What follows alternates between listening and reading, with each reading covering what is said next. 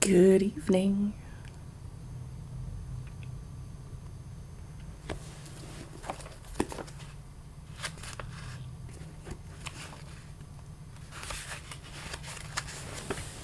Okay.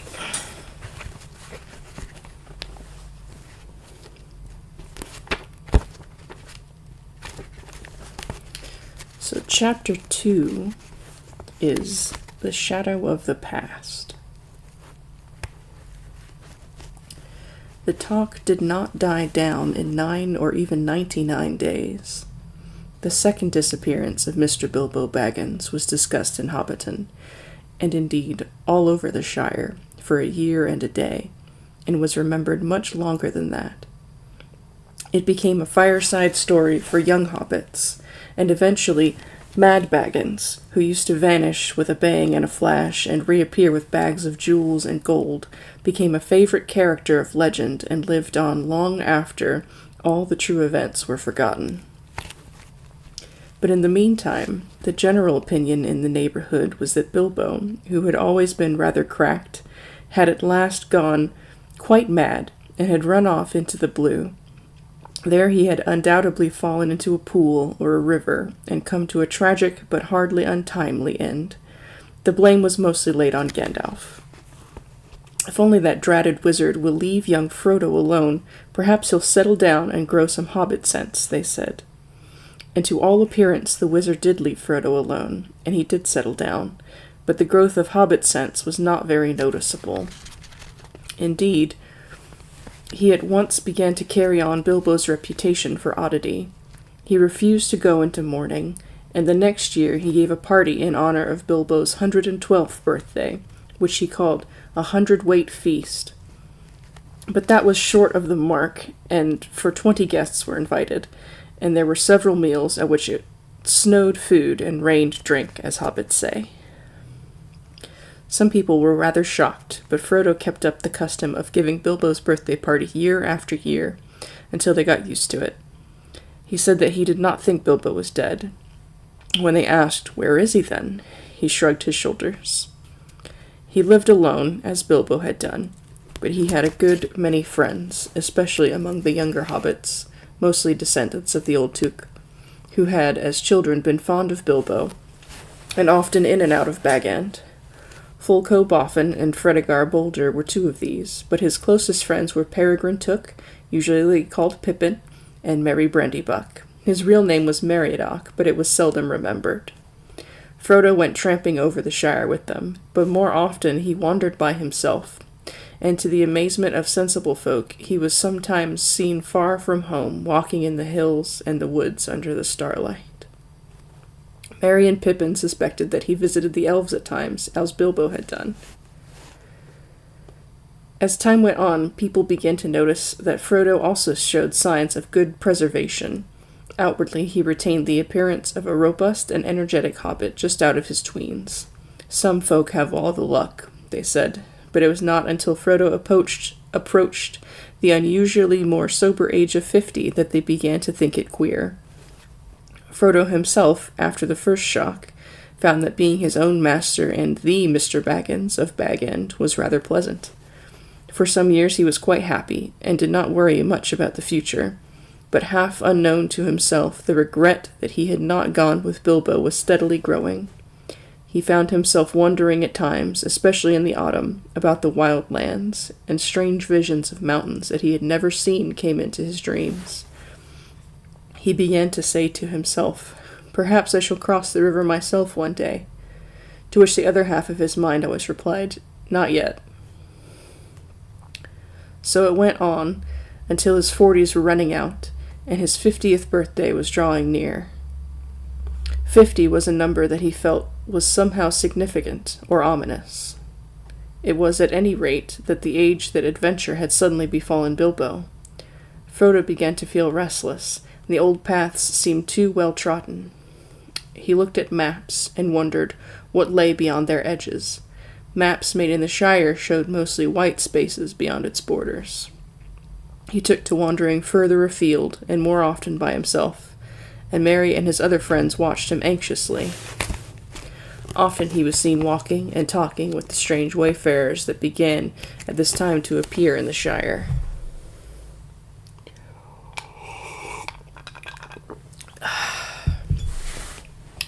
Tonight we have a lovely, somewhat festive,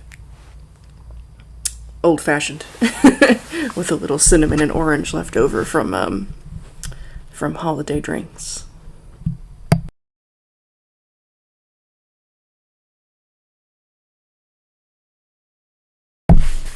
Okay. Ooh. There were rumors of strange things happening in the world outside, and as Gandalf had not at that time appeared or sent any message for several years, Frodo gathered all the news he could. Elves, who seldom walked in the Shire, could now be seen passing westward through the woods in the evening, passing and not returning, but they were leaving Middle-earth, and were no longer concerned with its troubles. There were, however, dwarves on the road in unusual numbers.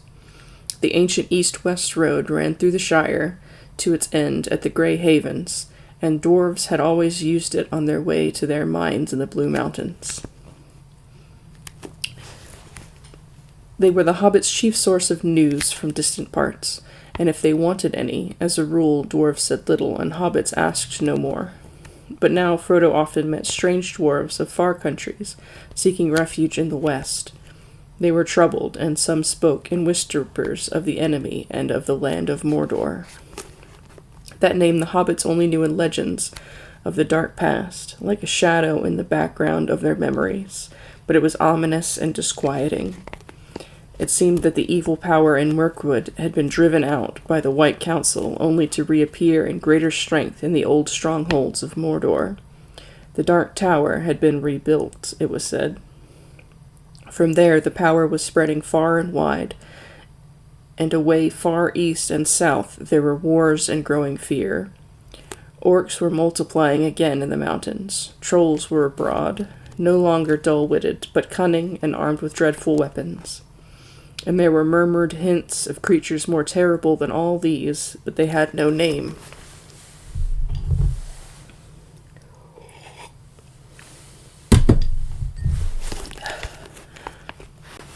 Little of all this, of course, reached the ears of ordinary hobbits, but even the deafest and most stay-at-home began to hear queer tales, and those whose business took them to the borders saw strange things. The conversation in the Green Dragon at Bywater one evening in the spring of Frodo's 50th year showed that even in the comfortable heart of the Shire, rumors had been heard, though most hobbits still laughed at them. Sam Gamgee was sitting in one corner near the fire, and opposite him was Ted Sandyman, the miller's son, and there were various other rustic hobbits listening to their talk. "Queer things you do hear these days, to be sure," said Sam. "Ah," said Ted, "you do if you listen, but I can hear fireside tales and children's stories at home if I want to." "No doubt you can," retorted Sam, "and I dare say there's more truth in some of them than you reckon. Who invented the stories anyway? Take dragons now." "No, thank ye," said Ted, "I won't. I heard tell of them when I was a youngster, but there's no call to believe in them now. There's only one dragon in Bywater, and that's green," he said, getting a general laugh. "All right," said Sam, laughing with the rest. "But what about these tree men, these giants, as you might call them? They do say that one bigger than a tree was seen up away beyond the North Moors not long back." "Who's they?" "My cousin Hal, for one. He works for Mr. Boffin in Overhill, and goes up to the North Farthing for the hunting. He saw one." "Says he did, perhaps. Your Hall's always saying that he's seen things, and maybe he sees things that ain't there. But this one was as big as an elm tree, and walking 7 yards to a stride if it was an inch. And then I bet it wasn't an inch that he saw was an elm tree, as like as not. But this one was walking, I tell you. There ain't no elm tree on North Moors." "Then Hal can't have seen one," said Ted. There was some laughing and clapping. The audience seemed to think that Ted had scored a point. "All the same," says Sam, "you can't deny that others besides our Howfast have seen queer folk crossing the Shire. Crossing it, mind you. There are more that have turned back at the borders. The Bounders have never been so busy before. And I've heard tell that elves are moving west. They do say that they're going to the harbors, not away beyond the White Towers. Sam waved his arm vaguely. Neither he nor any of them knew how far it was to the sea, past the old towers beyond the western borders of the Shire. But it was an old tradition that away over there stood the Grey Havens, from which at times elven ships set sail, never to return. They are sailing, sailing, sailing over the sea. They are going into the west and leaving us, said Sam, half chanting the words, shaking his head sadly and solemnly. But Ted laughed. Well, that isn't anything new, if you believe the old tales. And I don't see what it matters to me or you. Let them sail. But I warrant you haven't seen them doing it, nor anyone else in the Shire. Well, I don't know, said Sam thoughtfully. He believed he had once seen an elf in the woods, and still hoped to see more one day. Of all the legends that he had heard in his early years, such fragments of tales and half-remembered stories about the elves as the hobbits knew had always moved him most deeply. There are some, even in these parts, as know the fair folk and get news of them, he said. There's Mr. Baggins now, that I work for. He told me that they were sailing, and he knows a bit about elves. And old Mr. Bilbo knew more. Many's the talk I had with him when I was a little lad. Oh, they're both cracked, said Ted. Leastways old Bilbo was cracked, and Frodo's cracking. If that's where you get your news from, you'll never want for moonshine. Well, friends, I'm off home. You good health. He drained his mug and went out noisily. Sam sat silent and said no more. He had a good deal to think about. For one thing, there was a lot to do up in the Bag End garden, and he would have a busy day tomorrow if the weather cleared. The grass was growing fast, but Sam had more on his mind than gardening. After a while he sighed and got up and went out. It was early April, and the sky was now clearing after heavy rain. The sun was down, and a cool, pale evening was quietly fading into night. He walked home under early stars through Hobbiton and up the hill, whistling softly and thoughtfully.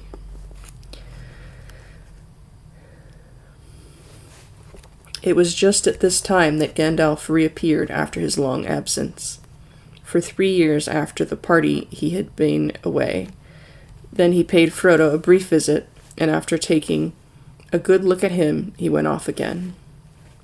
During the next year or two, he had turned up fairly often, coming unexpectedly after dusk, and going off without warning before sunrise.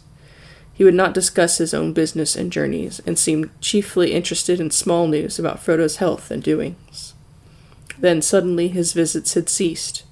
It was over 9 years since Frodo had seen or heard of him, and he had begun to think that the wizard would never return, and had given up all interest in hobbits. But that evening, as Sam was walking home and twilight was fading, there came the once familiar tap on the study window. Frodo welcomed his old friend with surprise and great delight. They looked hard at one another. "All well, eh?" said Gandalf. "You look the same as ever, Frodo." "So do you," Frodo replied, but secretly he thought that Gandalf looked older and more careworn. He pressed him for news of himself and of the wide world, and soon they were deep in talk, and they stayed up far into the night.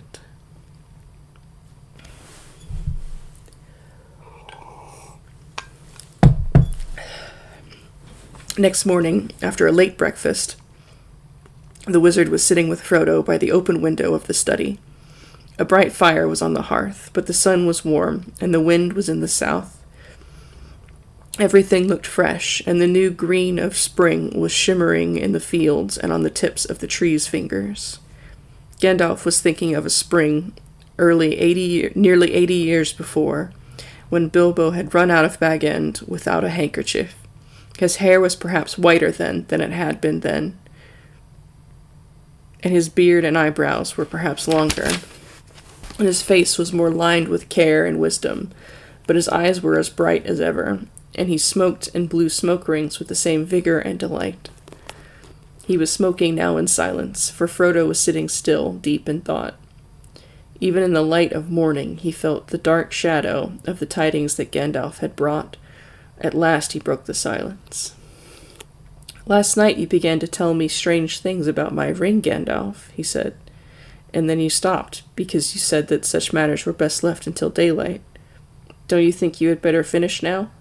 You say the ring is dangerous, far more dangerous than I guess. In what way? In many ways, answered the wizard. It is far more powerful than I ever dared to think at first, so powerful that in the end it would utterly overcome anyone of mortal race who possessed it. It would possess him. Whew, here come more names, guys. In Eregion, long ago, many elven rings were made. Magic rings, as you call them, and they were, of course, of various kinds, some more potent and some less. The lesser rings were only essays in the craft before it was full grown, and to the elven smiths they were but trifles, yet still to my mind dangerous for mortals. But the great rings, the rings of power, they were perilous. A mortal, Frodo, who keeps one of the great rings does not die, but he does not grow or obtain more life. He merely continues, until at last every minute is a weariness. And if he often uses the ring to make himself invisible, he fades.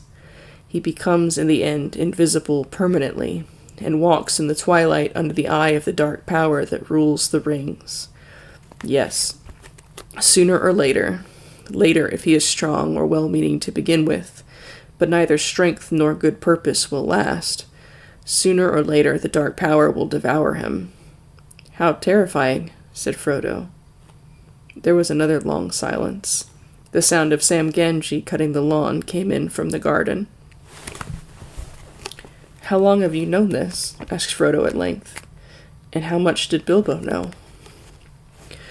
Bilbo knew no more than he told you, I am sure, said Gandalf. He would certainly never have passed on to you anything that he thought would be a danger, even though I promised to look after you. He thought the ring was very beautiful and very useful at need, and if anything was wrong or queer, it was himself. He said that it was growing on his mind, and he was always worrying about it, but he did not suspect that the ring itself was to blame. Though he had found out that the thing needed looking after, it did not seem always of the same size or weight. It shrank or expanded in an odd way, and might suddenly slip off a finger where it had been tight. Yes, he warned me of that in his last letter, said Frodo, so I have always kept it on its chain. Very wise, said Gandalf. But as for his long life, Bilbo never connected it with the ring at all. He took all the credit for that to himself, and he was very proud of it, though he was getting restless and uneasy. Thin and stretched, he said, a sign that the ring was getting control. How long have you known all this? Asked Frodo again. No, said Gandalf. I have known much that only the wise know, Frodo. But if you mean known about this ring, well, I still do not know, one might say. There is a last test to make, but I no longer doubt my guess. When did I first begin to guess? He mused, searching back in memory. Let me see. It was in the year that the White Council drove the Dark Power from Mirkwood, just before the Battle of 5 Armies, that Bilbo found his ring. A shadow fell on my heart then, though I did not know yet what I feared. I wondered often how Gollum came by a great ring, and plainly it was. As plainly it was. That, at least, was clear from the first. Then I heard Bilbo's strange story of how he had won it, and I could not believe it. When I at last got the truth out of him, I saw at once that he had been trying to put his claim on the ring beyond doubt, much like Gollum with his birthday present. The lies were too much alike for my comfort. Clearly the ring had an unwholesome power that set to work on its keeper at once. That was the first real warning I had that all was not well. I told Bilbo often that such rings were better left unused, but he resented it and soon got angry. There was little else that I could do. I could not take it from him without doing greater harm, and I had no right to do so anyway. I could only watch and wait. I might perhaps have consulted Saruman the White, but something always held me back. Who is he? Asked Frodo. I have never heard of him before. Maybe not, answered Gandalf. Hobbits are or were no concern of his. Yet he is great among the wise. He is the chief of my order and the head of the council. His knowledge is deep, but his pride has grown with it, and he takes ill any meddling. The lore of the elven rings, great and small, is his providence. He's long studied it, seeking the lost secrets of their making, but when the rings were debated in the council, all that he would reveal to us of his ring lore told against my fears. So my doubts slept, but uneasily. Still, I watched and waited. And all seemed well with Bilbo, and the years passed. Yes, they passed, and they seemed not to touch him. He showed no signs of age. The shadow fell on me again. But I said to myself, after all he comes of a long-lived family on his mother's side, there is time yet. Wait. And I waited until that night when he left this house. He said and did things then that filled me with a fear that no words of Saruman could allay. I knew at last that something dark and deadly was at work, and I have spent most of the years since then in finding out the truth of it. There wasn't any permanent harm done, was there? Asked Frodo anxiously. He would get all right in time, wouldn't he?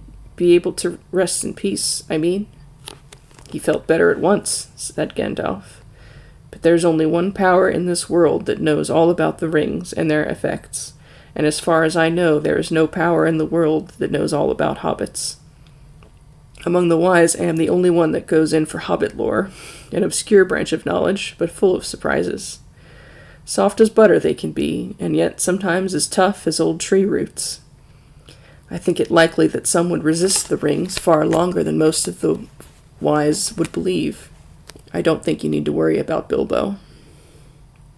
Of course, he possessed the ring for many years and used it, so it might take a long while for the influence to wear off, before it was safe for him to see it again, for instance. Otherwise, he might live on for years quite happily, just stop as he was when he parted with it. For he gave it up in the end, of his own accord, an important point. No, I was not troubled about dear Bilbo any more once he had let the thing go. It is for you that I feel responsible. Ever since Bilbo left, I have been deeply concerned about you, and about all these charming, absurd, helpless hobbits. It would be a grievous blow to the world if the Dark Power overcame the Shire, if all your kind, jolly, stupid Bolgers, Hornblowers, Boffins, Bracegirdles, and the rest, not to mention the ridiculous Bagginses, became enslaved. Frodo shuddered. But why should we be? He asked. And why should we want such slaves? To tell you the truth, replied Gandalf, I believe that hitherto, mark you, he has entirely overlooked the existence of hobbits. You should be thankful, but your safety has passed. He does not need you. He has many more useful servants, but he won't forget you again, and hobbits as miserable slaves would please him far more than hobbits happy and free. There is such a thing as malice and revenge. Revenge, said Frodo. Revenge for what? I still don't understand what any of this has to do with Bilbo and myself and our ring. It has everything to do with it, said Gandalf. You do not know the real peril yet, but you shall. I was not sure of it myself when I was last here, but the time has come to speak. Give me the ring for a moment. Frodo took it from his breeches pocket, where it was clasped to a chain that hung from his belt. He unfastened it and handed it slowly to the wizard. It felt suddenly very heavy, as if either it or Frodo himself was in some way reluctant for Gandalf to touch it. Gandalf held it up. It looked to be made of pure and solid gold. Can you see any markings on it? He asked. No, said Frodo, there are none. It is quite plain, and it never shows a scratch or sign of wear. Well then, look. To Frodo's astonishment and distress, the wizard threw it suddenly into the middle of a glowing corner of the fire. Frodo gave a cry and groped for the tongs, but Gandalf held him back. Wait, he said in a commanding voice, giving Frodo a quick look from under his bristling brows. No apparent change came over the ring. After a while, Gandalf got up, closed the shutters outside the window, and drew the curtains. The room became dark and silent, though the clack of Sam's shears, now nearer to the window, could still be heard faintly from the garden. For a moment the wizard stood looking at the fire. Then he stooped and removed the ring to the hearth, and with the tongs, and at once picked it up. Frodo gasped. "It's quite cool," said Gandalf. "Take it." Frodo received it on his shrinking palm. It seemed to have become thicker and heavier than ever. "Hold it up," said Gandalf, "and look closely." As Frodo did so, he now saw fine lines, finer than the finest pen strokes, running along the ring, outside and inside, lines of fire that seemed to form the letters of a flowing script. They shone piercingly bright, and yet remote, as if out of a great depth. And here is written the ring inscription. "I cannot read the fiery letters," said Frodo in a quavering voice. "No," said Gandalf, "but I can. The letters are Elvish, of an ancient mode, but the language is that of Mordor, which I will not utter here. But this is the common tongue. It is what is said, close enough. One ring to rule them all, one ring to find them, one ring to bind them all." I messed it up. "One ring to bring them all, and in the darkness bind them."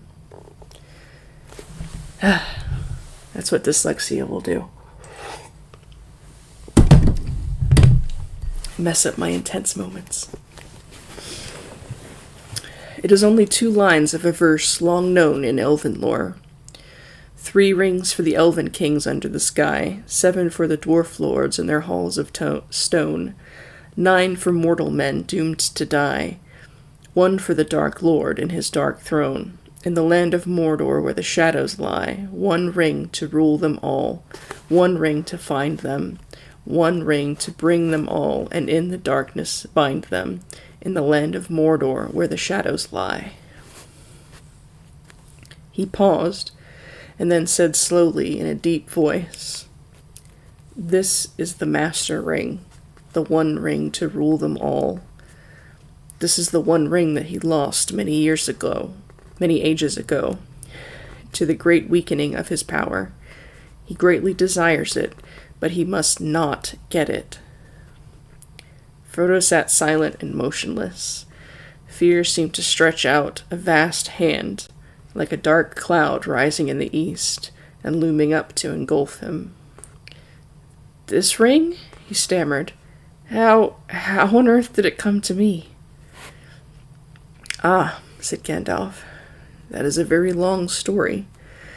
The beginnings lie back in the Black Years, which only the lore masters now remember. If I were to tell you all that tale, we should still be sitting here when spring had passed into winter. But last night I told you of Sauron the Great, the Dark Lord. The rumors that you have heard are true. He has indeed arisen again, and left his hold in Mirkwood, and returned to his ancient fastness in the Dark Tower of Mordor. That name even you hobbits have heard of, like a shadow on the borders of old stories. Always after defeat and a respite, the shadow takes another shape and grows again. I wish it need not have happened in my time," said Frodo. "So do I," said Gandalf. "So do all who live to see such times. But that is not for them to decide. All we have to decide is what to do with the time that is given to us. And already, Frodo, our time is beginning to look black. The enemy is fast becoming strong. His plans are far from ripe, I think, but they are ripening. We shall be hard put to it. We should be very hard put to it, even if it were not for this dreadful chance.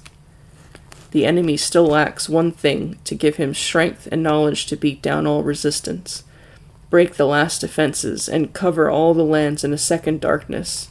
He lacks the 1 ring. The 3, fairest of all, the elf lords hid from him, and his hand never touched them or sullied them. 7 the dwarf kings possessed, but 3 he has recovered, and the others the dragons have consumed. 9 he gave to mortal men, proud and great, and so ensnared them. Long ago they fell under the dominion of the 1, and they became ring-wraiths, shadows under his great shadow, his most terrible servants. Long ago. It is many a year since the 9 walked abroad, yet who knows? As the shadow grows once more, they too may walk again. But come, we will not speak of such things even in the morning of the Shire. So it is now. The 9 he has gathered to himself, the 7 also, or else they are destroyed. 3 are hidden still, but that no longer troubles him. He only needs the 1, for he made that ring himself. It is his, and he let a great part of his own former power pass into it, so that he could rule all the others. If he recovers it, then he will command them all again, whether they be, even the 3, and all that has been wrought with them will be laid bare, and he will be stronger than ever. And this is the dreadful chance, Frodo. He believed that the One Ring had perished, that the elves had destroyed it, as should have been done. But he knows now that it has not perished, that it has been found. So he is seeking it, and all his thought is bent on it. It is his great hope and our great fear. Why? Why wasn't it destroyed? Cried Frodo.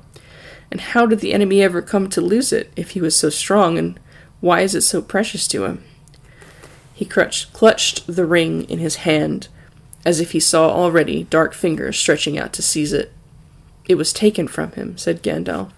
The strength of the elves to resist him was greater long ago, and not all men were estranged from them. The men of Westerness came to their aid. That is a chapter of ancient history which it might be good to recall, for there was sorrow then too, and gathering dark, but greater valor, and great deeds that were not wholly vain. One day, perhaps, I will tell you all the tale, and you shall hear it told in full by one who knows it best. But for the moment, since most of all you need to know how this thing came to you, and that will be tale enough. This is all that I will say. It was Gil-galad, Elven King, and Elendil of Westerness, who overthrew Sauron, though they themselves perished in the deed. And Isildur Elendil's son cut the ring from Sauron's hand and took it for his own. Then Sauron was vanquished, and his spirit fled, and was hidden for long years, until his shadow took shape again in Mirkwood. But the ring was lost, and fell into the great river Anduin, and vanished. For Isildur was marching north along the east banks of the river, and near the Gladden fields he was waylaid by the orcs of the mountains, and almost all his folk were slain. He leapt into the waters, but the ring slipped from his finger as he swam, and then the orcs saw him and killed him with arrows. Gandalf paused. And there in the dark pools, amid the Gladden fields, he said, the ring passed out of knowledge and legend, and even so much of its history is known only to a few, and the council of the wise could discover no more. But at last I can carry on the story, I think. Long after, but still very long ago, there lived by the banks of the great river, on the edge of Wilderland, a clever-handed and quiet-footed little people. I guess they were of hobbit kind, akin to the fathers of the Stours, for they loved the river, and often swam in it, or made little boats of reeds. There was among them a family of high repute, for it was large and wealthier than most, and it was ruled by a grandmother of the folk, stern and wise in old lore, such as they had. The most inquisitive and curious-minded of that family was called Smeagol. He was interested in roots and beginnings. He dived into deep pools and burrowed under trees and growing plants. He tunneled into green mounds, and he ceased to look up at the hilltops or the leaves of trees, or the flowers opening in the air. His head and eyes were downward. He had a friend called Daigle, of similar sort, sharper-eyed but not so quick and strong. On a time they took a boat and went down to the Gladden fields, where there were great beds of irises and flowing reeds.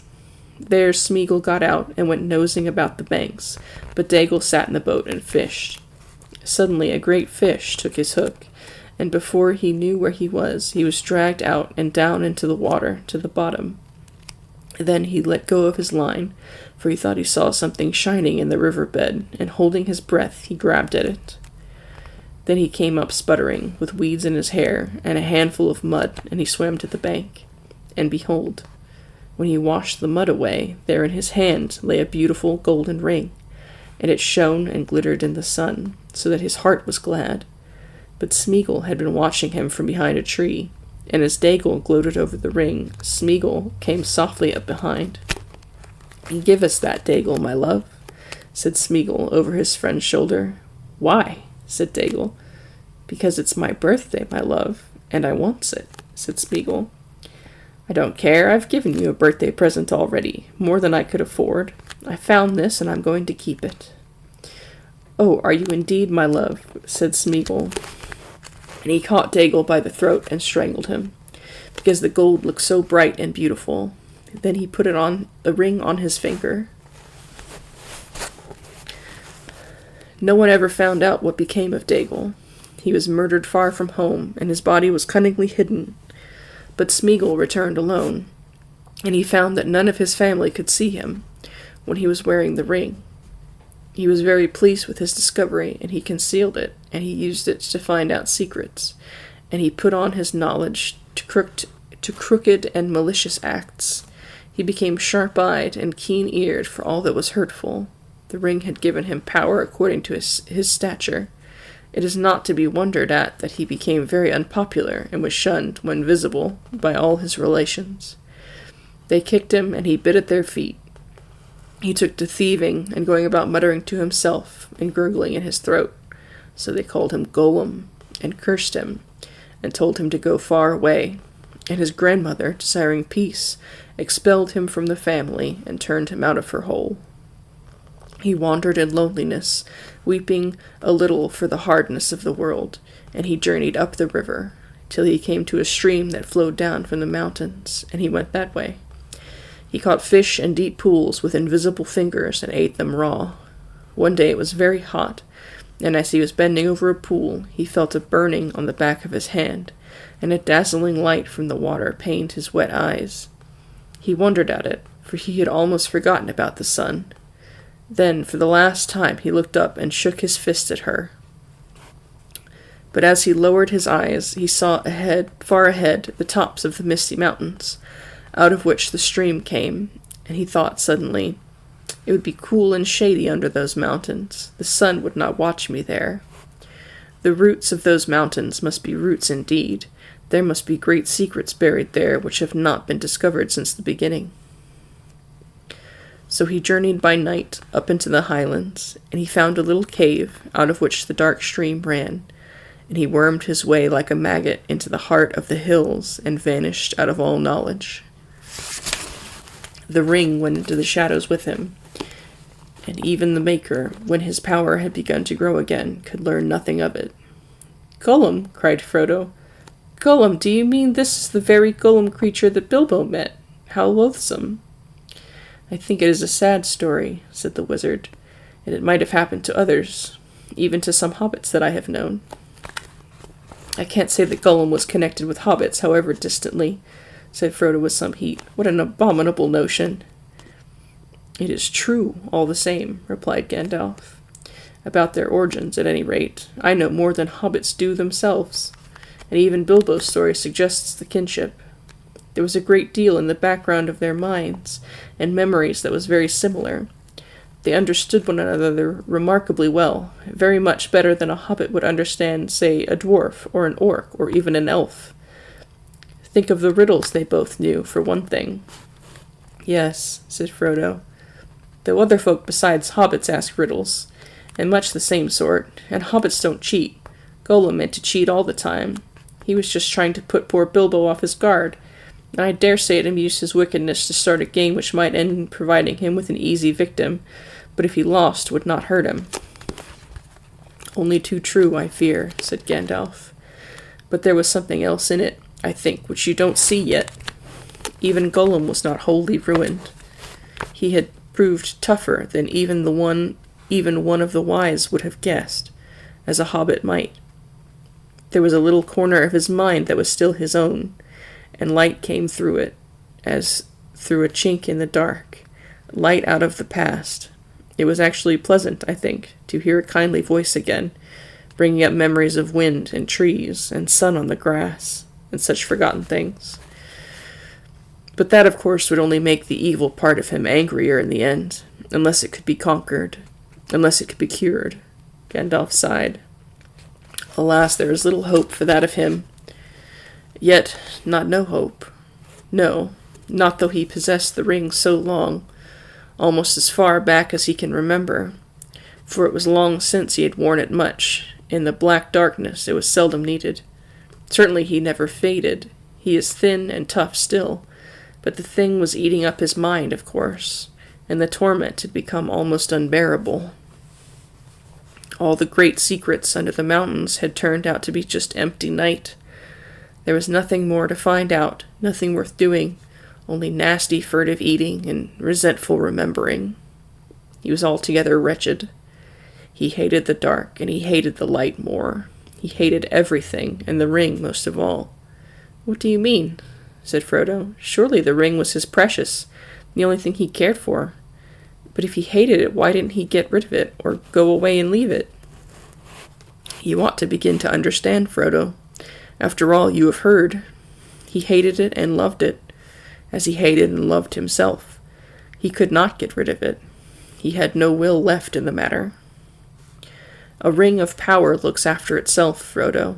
It may slip off treacherously, but its keeper never abandons it. At most, he plays with the idea of handing it on to someone else's care, and that only at an early stage, when it first begins to grip.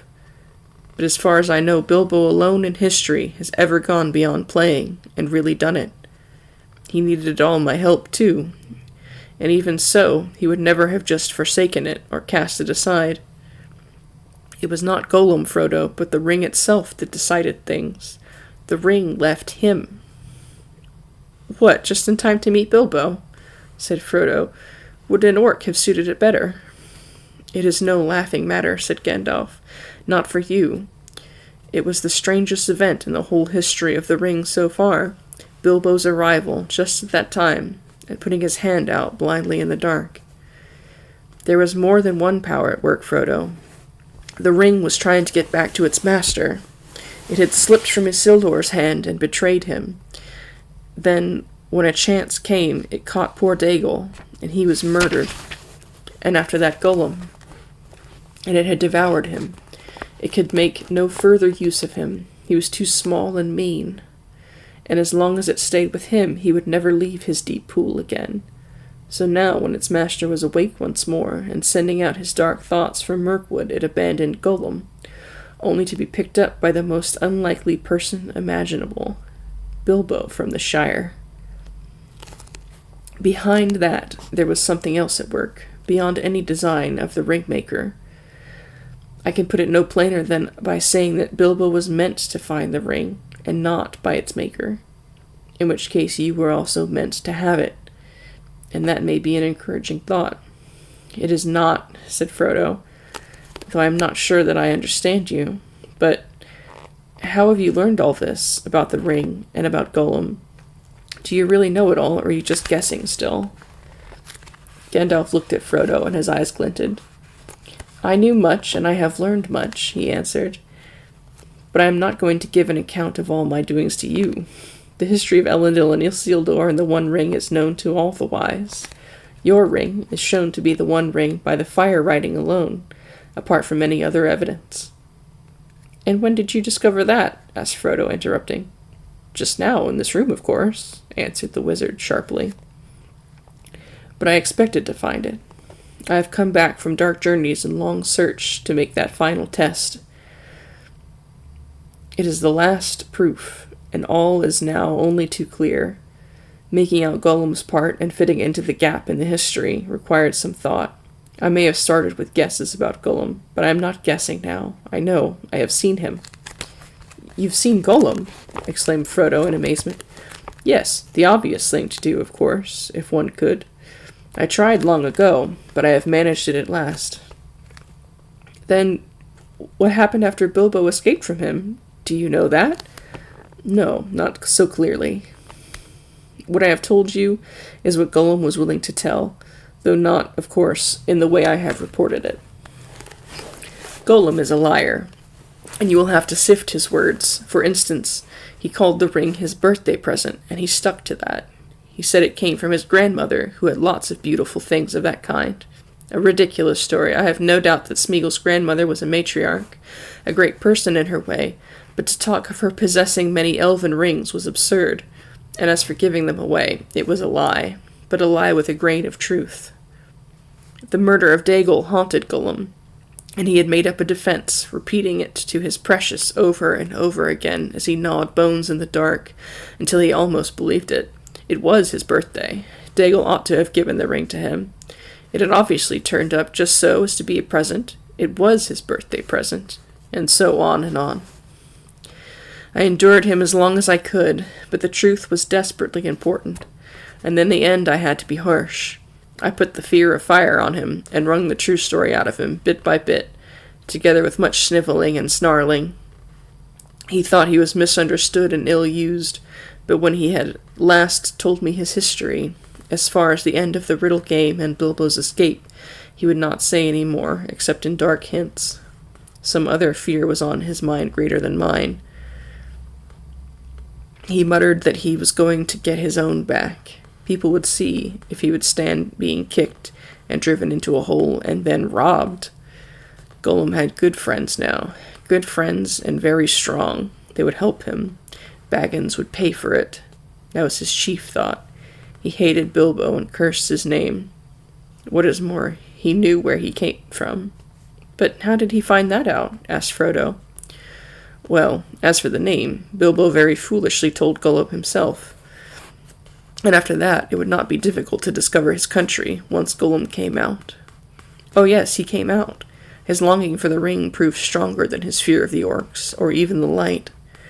After a year or two, he left the mountains. You see, though still bound by a desire of it, the ring was no longer devouring him. He came to revive a little.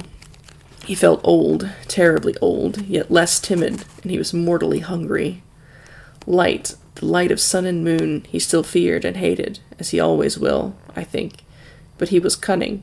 He found he could hide from daylight and moonshine, and make his way swiftly and softly by dead of night with his pale cold eyes, catch small frightened or unwary things. He grew stronger and bolder, with new food and new air. He found his way into Mirkwood, as one would expect. Is that where you found him? Asked Frodo. I saw him there, answered Gandalf. But before that he had wandered far, following Bilbo's trail. It was difficult to learn anything from him for certain, for his talk was constantly interrupted by curses and threats. What had it got in its pockets, he said. I wouldn't say, no precious little cheat. Not a fair question. It cheated first, it did. It broke the rules. We ought to have squeezed it, yes, precious, as we will, precious. That is a sample of his talk. I don't suppose you want any more. I had weary days of it, but from hints dropped among the snarls I gathered that his padding feet had taken him at last to Esgaroth, and even the streets of Dale, listening secretly and peering. Well, the news of the great events went far and wide in Welderland, and many had heard Bilbo's name and knew where he came from. He had made no secret of our return journey to his home in the west. Gollum's sharp ears would soon learn what he wanted. Then why wouldn't he track Bilbo further? Asked Frodo. Why didn't he come to the Shire? Ah, said Gandalf. Now we come to it. I think Gollum tried to. He set out and came back westward, as far as the great river, but then he turned aside. He was not daunted by the distance, I am sure. No, something else drew him away, so my friends think. Those that hunted him for me. The wood elves tracked him first, an easy task for them, for his trail was still fresh then.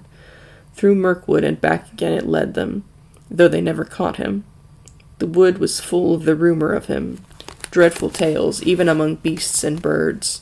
The woodsmen said that there was some new terror abroad, a ghost that drank blood. It climbed trees to find nests, it crept into holes to find the young, it slipped through windows to find cradles. But at the western edge of Mirkwood the trail turned away, and it wandered off southwards and passed out of the wood elves' ken and was lost. And then I made a great mistake. Yes, Frodo, and not the first, though I fear it may prove the worst. I let the matter be. I let him go, for I had much else to think at the time, and I still trusted the lore of Saruman. Well, that was years ago. I have paid for it since with many dark and dangerous days. The trail was long and cold when I took it up again, and Bilbo left here. And my search would have been in vain, but for the help that I had from a friend, Aragorn, the greatest traveler and huntsman of this age of the world. Together we sought for Gollum down the whole length of Wilderland, without him, and without success.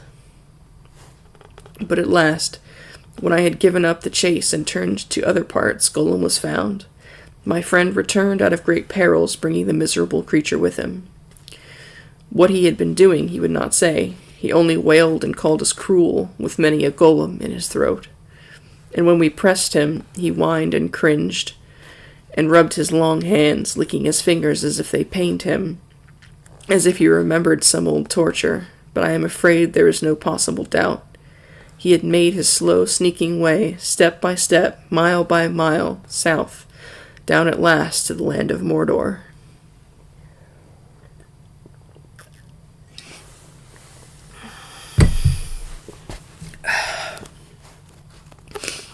A heavy silence fell in the room. Frodo could hear his heart beating. Even outside, everything seemed still. No sound of Sam's shears could be heard now. Yes, to Mordor, said Gandalf. Alas, Mordor draws all wicked things, and the dark power was bending all its will to gather them there. The ring of the enemy would leave its mark too, leave him open to the summons. And all folk were whispering, then, in the new shadow of the south, and its hatred of the west. There were his fine new friends, who would help him in his revenge. Wretched fool. In that land he would learn much, too much for his comfort, and sooner or later, as he lurked and pried on the borders, he would be caught and taken for examination. That was the way of it, I fear. When he was found, he had already been there long, and was on his way back, on some errand of mischief. But that does not matter much now. His worst mischief was done. Yes, alas, through him the enemy has learned that the One has been found again. He knows where Isildur fell. He knows where Gollum found his ring. He knows that it is a great ring, for it gave long life. He knows that it is not one of the three, for they have never been lost, and they endure no evil. He knows that it is not one of the 7 or the 9, for they are accounted for. He knows that it is the One. And he has at last heard, I think, of hobbits and the Shire. The Shire, he may be seeking for it now, if he has not already found out where it lies. Indeed, Frodo, I fear that he may even think that the long unnoticed name of Baggins has become important. But this is terrible, cried Frodo. Far worse than the worst I imagined from your hints and warnings. Oh, Gandalf, best of friends, what am I to do? For now I am really afraid. What am I to do? What a pity that Bilbo did not stab the vile creature when he had a chance. Pity. It was pity that stayed his hand. Pity and mercy, not to strike without need. And he has been well rewarded, Frodo. But sure that he took so little hurt from the evil and escaped in the end, because he began his ownership of the ring so, with pity. I am sorry, said Frodo, but I am frightened, and I did not feel any pity for Gollum. You have not seen him, Gandalf broke in. No, and I don't want to, said Frodo. I can't understand you. Do you mean to say that you and the elves have let him live on after all those horrible deeds? Now, at any rate, he is as bad as an orc, and just an enemy. He deserves death. Deserves it? I dare say he does. Many that live deserve death, and some that die deserve life. Can you give it to them? Then do not be too eager to deal out death in judgment, for even the very wise cannot see all ends. I have not much hope that Gollum can be cured before he dies, but there is a chance of it, and he's bound up with the fate of the ring. My heart tells me that he has some part to play yet, for good or ill, before the end. And when that comes, The pity for Bilbo may rule the fate of many, yours not least. In any case, we did not kill him. He was very old and very wretched. The wood elves have him in prison, but they treat him with such kindness as they can find in their wise hearts.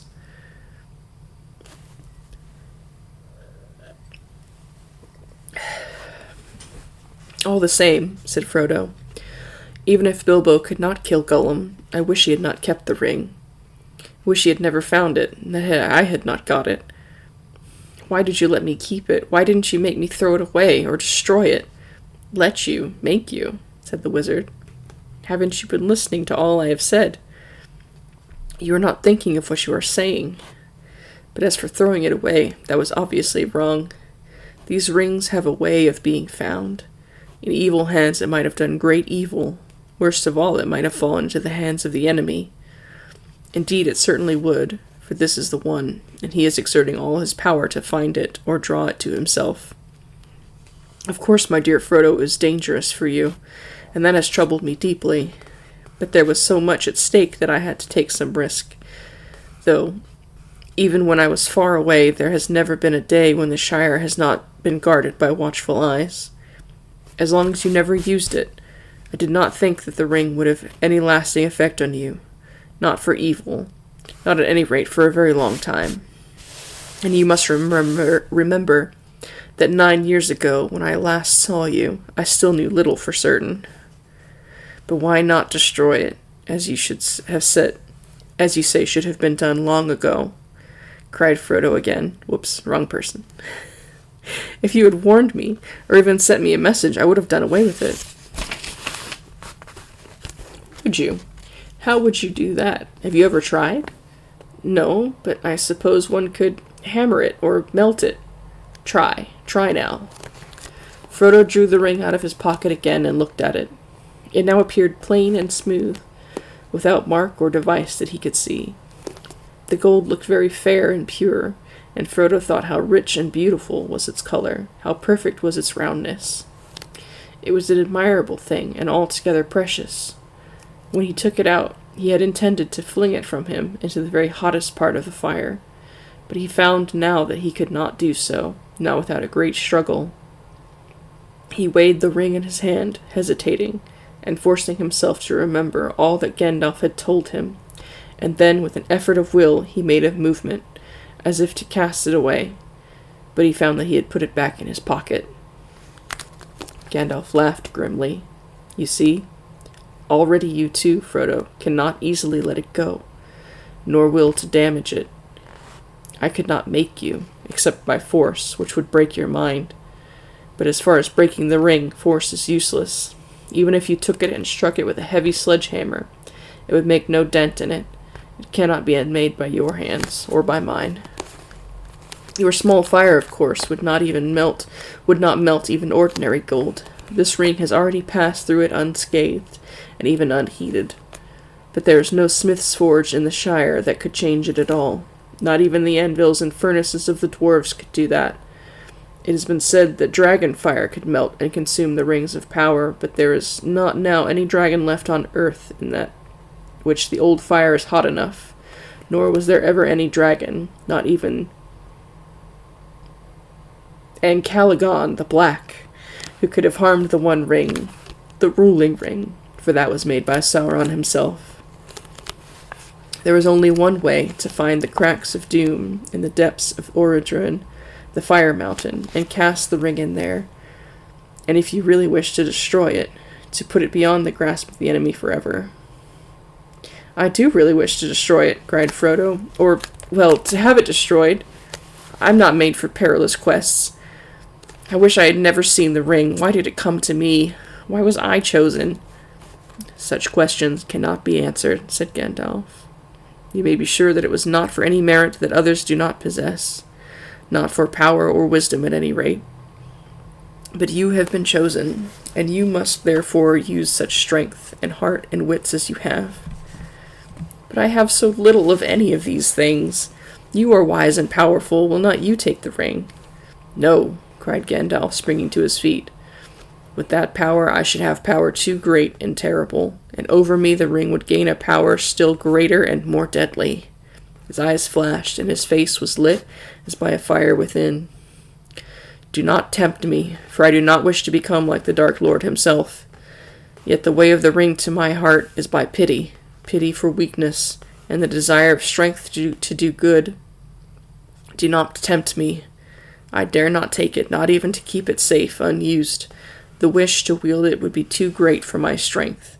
I shall have such need of it. Great perils lie before me." He went to the window and drew aside the curtain and the shutters. Sunlight streamed back into the little room. Excuse me. Sam passed along the path outside whistling.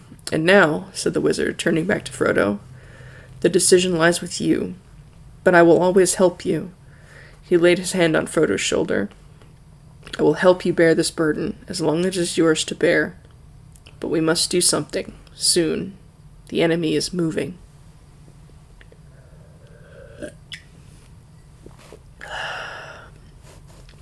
There was a long silence. Gandalf sat down again, and puffed at his pipe, as if lost in thought. His eyes seemed closed, but under the lids he was watching Frodo intently. Frodo gazed fixedly at the red embers of the hearth, until they filled all his vision, and he seemed to be looking down into profound wells of fire. He was thinking of the fabled cracks of doom, and the terror of the fiery mountain. "Well," said Gandalf at last, "what are you thinking about? Have you decided what to do?" "No," answered Frodo, coming back to himself out of the darkness, and finding to his surprise that it was not dark, and that out the window he could see the sunlit garden. "Or perhaps, yes. As far as I understand what you have said, I suppose I must keep the ring and guard it, at least for the present, whatever it may do to me." "Whatever it may do, it will be slow. Slow to evil, if you keep it with that purpose," said Gandalf. "I hope so," said Frodo. "But I hope that she may find some other better keeper soon.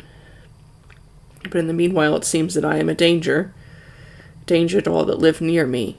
I cannot keep the ring and stay here.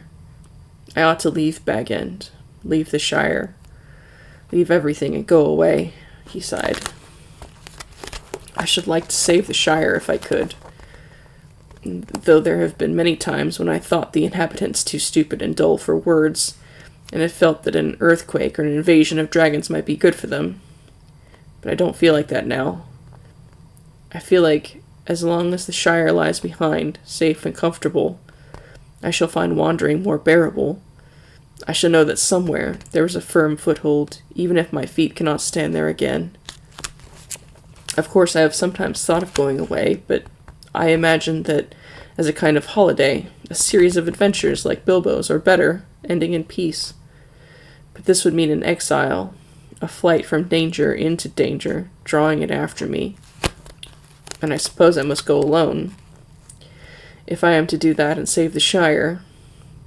But I feel very small, and very uprooted, and, well, desperate. The enemy is so strong and terrible." He did not tell Gandalf, but as he was speaking, a great desire to follow Bilbo flamed up in his heart. To follow Bilbo, and even perhaps to find him again. It was so strong that it overcame his fear. He could almost have run out there and then down the road without his hat, as Bilbo had done on a similar morning long ago. "My dear Frodo," exclaimed Gandalf, "hobbits really are amazing creatures, as I have said before. You can learn all that there is to know about their ways in a month, and yet, after 100 years, they can still surprise you at a pinch." I hardly expected to get such an answer, not even from you. But Bilbo made no mistake in choosing his heir, though he little thought how important it would prove. "I'm afraid you are right. The ring will not be able to stay hidden in the Shire much longer, and for your own sake, as well as for others, you will have to go and leave the name of Baggins behind you. That name will not be safe to have outside the Shire or in the wild. I will give you a traveling name now. When you go as Mr. Underhill. But I don't think you need to go alone. Not if you know of anyone you can trust, and who would be willing to go by your side, and that you would be willing to take into unknown perils. But if you look for a companion, be careful in choosing, and be careful what you say, even to your closest friends. The enemy has many spies and many ways of hearing." Suddenly he stopped, as if listening. Frodo became aware that all was very quiet, inside and outside. Gandalf crept to one side of the window, and then with a dart he sprang to the sill and thrust a long arm out and downwards. There was a squawk, and up came Sam Gamgee's curly-headed head, hauled by one ear. "Well, well, bless my beard," said Gandalf. "Sam Gamgee, is it? Now, what may you be doing?" "Lord bless you, Mr. Gandalf, sir, nothing. Leastways, I was just trimming the grass border under the window, if you follow me." He picked up his shears and exhibited them as evidence. "I don't," said Gandalf grimly. "It is some time since I last heard the sound of your shears. Now, how long have you been eavesdropping?" "Eavesdropping, sir? I don't follow you, begging your pardon. There ain't no eaves at Bag End, and that's a fact." "Don't be a fool. What have you heard, and why did you listen?" Gandalf's eyes flashed, and his brows stuck out like bristles. "Mr. Frodo, sir," cried Sam, quaking. "Don't let him hurt me, sir. Don't let him turn me into anything unnatural. My old dad would take on so. I meant no harm, on my honor, sir." "He won't hurt you," said Frodo, hardly able to keep from laughing, although he was himself startled, rather puzzled. "He knows as well as I do that you mean no harm, but just you up and answer his questions straight away." "Well, sir," said Sam, dithering a little, "I heard a great deal that I didn't rightly understand, about an enemy and rings, and Mr. Bilbo, sir, and dragons, and a fiery mountain, and elves, sir. I listened because I couldn't help myself, if you know what I mean. Lord bless me, sir, but I do love tales of that sort, and believe them, too, whatever Ted may say. Elves, sir. I dearly would love to see them. Couldn't you take me to see the elves, sir, when you go?" Suddenly Gandalf laughed. "Come inside," he shouted, and putting out both arms, he lifted the astonished Sam, shears, grass clippings, and all, right through the window, and stood him on the floor. "Take you to see the elves, eh?" he said, eyeing Sam closely, but with a smile flickering on his face. "So you heard that Mr. Frodo is going away?"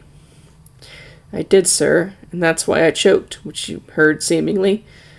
I tried not to, sir, but it burst out of me. I was so upset." "It can't be helped, Sam," said Frodo sadly. He had suddenly realized that flying from the Shire would mean more painful partings than merely saying farewell to the familiar comforts of Bag End. "I shall have to go, but," and here he looked hard at Sam, "if you really care about me, you will keep that dead secret, see? And if you don't, if you even breathe a word of what you heard here, then I hope Gandalf would turn you into a spotted toad and fill the garden full of grass snakes." Sam fell on his knees, trembling. "Get up, Sam," said Gandalf. "I have thought of something better than that, something to shut your mouth and punish you properly for listening. You shall go away with Mr. Frodo." "Me, sir?" cried Sam, springing up like a dog, invited for a walk. "Me? Go and see the elves and all? Hooray!" he shouted, and then burst into tears. God, that was a good ending to the chapter.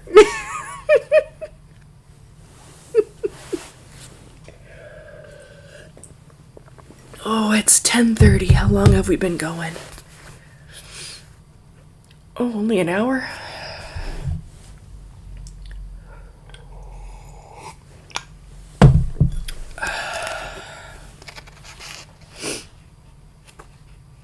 Oh.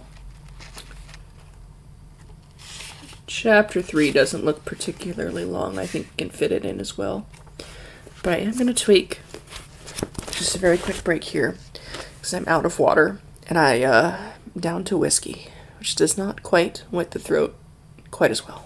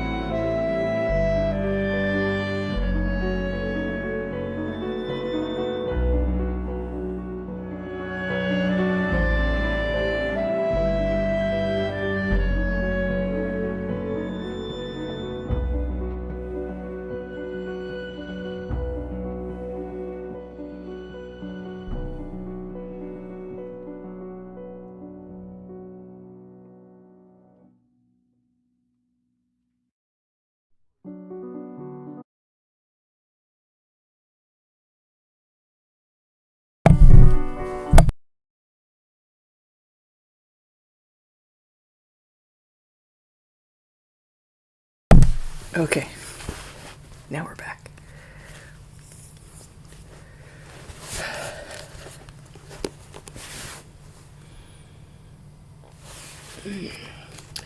Okay, chapter 3 is 3 is company.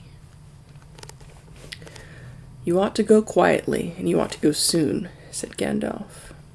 2 or 3 weeks had passed, and still Frodo had made no sign of getting ready to go. I know, but it is difficult to do both, he objected. If I just vanish like Bilbo, the tale will be all over the Shire in no time. Of course you mustn't vanish, said Gandalf. That wouldn't do at all. I said soon, not instantly. If you can think of any way of slipping out of the Shire without it generally being known, it would be worth a little delay. But you must not delay too long. What about the autumn? On or after our birthday? Asked Frodo. I think I could probably make some arrangements by then. To tell the truth, he was very reluctant to start, now that it had come to the point. Bag End seemed a more desirable residence than it had for years, and he wanted to savor as much as he could of his last summer in the Shire. When autumn came, he knew that part at least of his heart would come to think more kindly of journeying, as it always did in that season. He had indeed privately made up his mind to leave on his 50th birthday, Bilbo's 128th. It seemed somehow the proper day on which to set out and follow him. Following Bilbo was uppermost in his mind, and the one thing that made the thought of leaving bearable. He thought as little as possible about the ring, and where it might lead him in the end, but he did not tell all his thoughts to Gandalf. What the wizard guessed was always difficult to tell. He looked at Frodo and smiled. Very well, he said. I think that will do, but it must not be any later.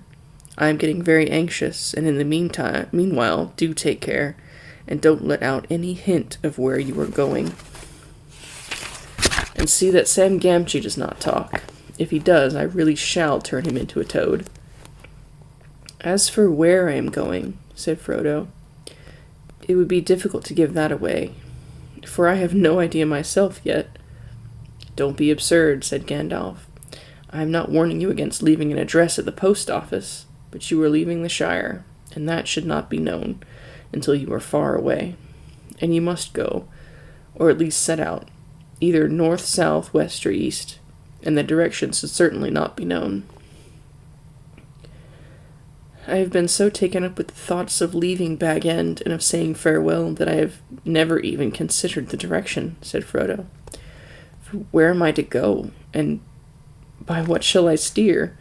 What is to be my quest? Bilbo went to find a treasure there and back again, but I go to lose one and not return as far as I can see. But you cannot see very far, said Gandalf. Neither can I. It may be your task is to find the cracks of doom, but that quest may be for others. I do not know. At any rate, you are not ready for that long road yet. No, indeed, said Frodo. But in the meantime, what course am I to take? Towards danger, but not too rashly, nor too straight, answered the wizard. If you want my advice, make for Rivendell. That journey should not prove too perilous, though the road is less easy than it was, and it will grow worse as the year falls. Rivendell, said Frodo. Very good. I will go east, and I will make for Rivendell. I will take Sam to visit the elves. He will be delighted. He spoke lightly, but his heart was moved suddenly with a desire to see the house of Elrond Half-Elven, and breathe the air of that deep valley where many of the fair folk still dwelt in peace. One summer's evening, an astonishing piece of news reached the Ivy Bush and Green Dragon. Giants and other portents on the borders of the Shire were forgotten for more important matters. Mr. Frodo was selling Bag End. Indeed, he had already sold it to the Sackville Bagginses. For a nice bit, too, said some. At a bargain price, said others. And that's more likely when Mr. Slowbilly is the buyer. Ortho had died some years before, at the ripe but disappointed age of 102. Just why Mr. Frodo was selling his beautiful hole was even more debatable than the price. A few held the theory supported by the nods and hints of Mr. Baggins himself, that Frodo's money was running out. He was going to leave Hobbiton and live in a quiet way on the proceeds of the sale down in Buckland among his Brandybuck relations. As far from the Sackville Bagginses as may be, some added. But so firmly fixed had the notion of the immeasurable wealth of the Bagginses of Bag End become that most found this hard to believe, harder than any other reason or unreason that their fancy should suggest. To most it suggested a dark and yet unrevealed plot by Gandalf, though he kept himself very quiet and did not go about by day. It was well known that he was hiding up in Bag End. But however a removal might fit in the designs of his wizardry, there was no doubt about the fact. Frodo Baggins was going back to Buckland.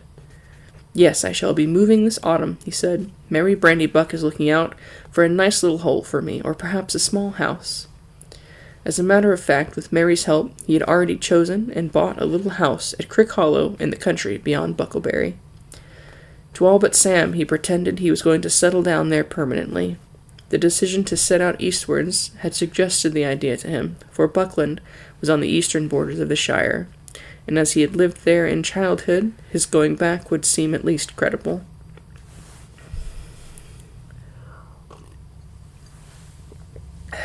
Gandalf had stayed in the Shire for over 2 months. Then, one evening, at the end of June, soon after Frodo's plan had been finally arranged, he suddenly announced that he was going off again next morning. "Only for a short while, I hope," he said, "but I'm going down beyond the southern borders to get some news, if I can. I have been idle longer than I should." He spoke lightly, but it seemed to Frodo that he looked rather worried. "Has anything happened?" he asked. "Well, I think I confused myself. Who's talking here?" "Gandalf. It's Gandalf who's going south for news. Sorry about that, family. I'm going down beyond the southern borders to get some news, if I can. I have been idle for far longer than I should." Gandalf spoke lightly, but it seemed to Frodo that he looked rather worried. "Has anything happened?" he asked. "Well, no, but I have heard something that has made me anxious and needs looking into. If I think it necessary after all for you to get off at once, I shall come back immediately, or at least send word. In the meanwhile, stick to your plan, but be more careful than ever, especially of the ring. Let me impress on you once more now, don't use it." He went off at dawn. "I may be back any day," he said. "At the very latest, I shall come back for the farewell party. I think, after all, you may need my company on the road." At first, Frodo was a good deal disturbed, and wondered often what Gandalf could have heard. But this uneasiness wore off, and in the fine weather he forgot his troubles for a while. The Shire had seldom seen so fair a summer, or so rich an autumn. The trees were laden with apples, honey was dripping in the combs, and the corn was tall and full.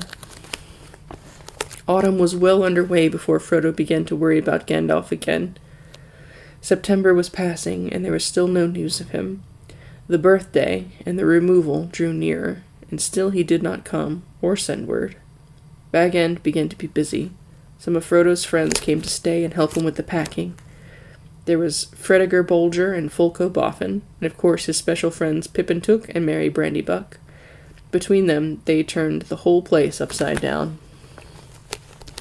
On September 20th, 2 covered carts went off laden to Buckland, conveying the furniture and goods that Frodo had not sold to his new home, by way of the Brandywine Bridge. The next day, Frodo became really anxious, and kept a constant lookout for Gandalf. Thursday, his birthday morning, dawned as fair and clear as it had long ago for Bilbo's great party. Still Gandalf did not appear. In the evening, Frodo gave his farewell feast. It was quite small, just a dinner for himself and his 4 helpers, but he was troubled and felt in no mood for it. The thought that he would soon have to part with his young friends weighed on his heart. He wondered how he would break it to them. The 4 younger hobbits were, however, in high spirits, and the party soon became cheerful in spite of Gandalf's absence. The dining room was bare except for a table and chairs, but the food was good, and there was good wine. Frodo's wine had not been included in the sale to the Sackville Bagginses. "Whatever happens to the rest of my stuff when the SBs get their claws on it, at any rate, I have found a good home for this," said Frodo as he drained his glass. It was the last drop of Old Wynyard's. When they had sung many songs and talked of many things they had done together, they toasted Bilbo's birthday, and they drank his health and Frodo's together according to Frodo's custom. Then they went out for a sniff of air and a glimpse of the stars, and then they went to bed. Frodo's party was over, and Gandalf had not come.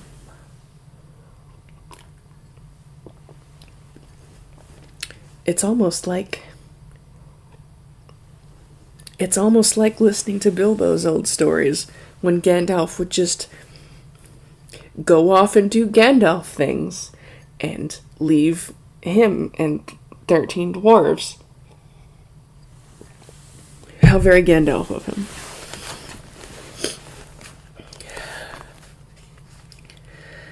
The next morning, they were busy packing another cart with the remainder of the luggage. Mary took charge of this and drove off with Fatty, that is, Fredegar Bolger. "Someone must get there and warn the house before you arrive," said Mary. "Well, see you later. The day after tomorrow, if you don't go to sleep on the way." Folko went home after lunch, but Pippin remained behind. Frodo was restless and anxious, listening in vain for a sound of Gandalf. He decided to wait until nightfall. After that, if Gandalf wanted him urgently, he would go to Crickhollow, and might even get there first, for Frodo was going on foot.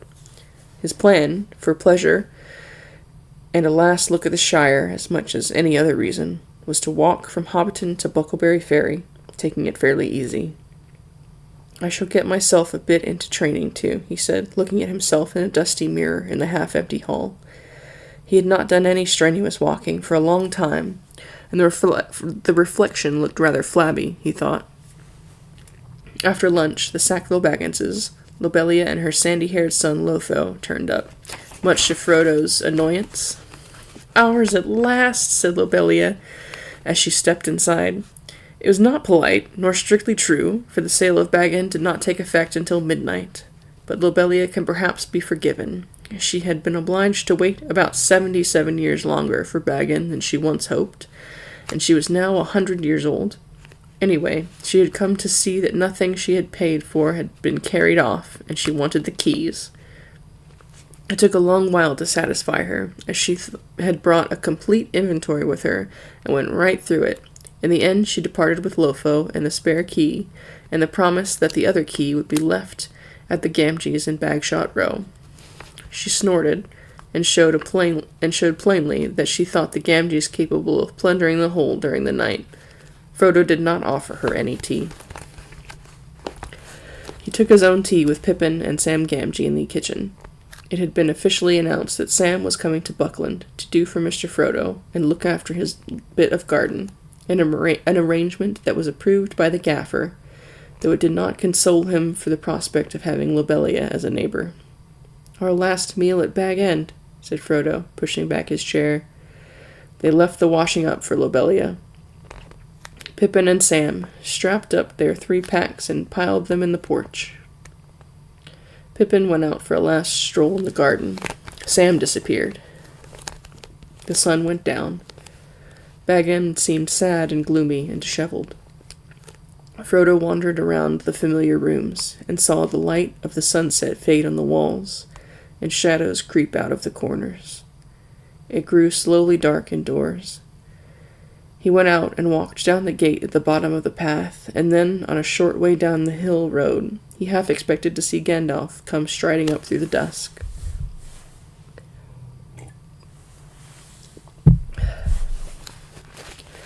The sky was clear, and the sounds were growing bright. "It's going to be a fine night," he said aloud. "That's good for a beginning. I feel like walking. I can't bear any more hanging about. I'm going to start, and Gandalf must follow me."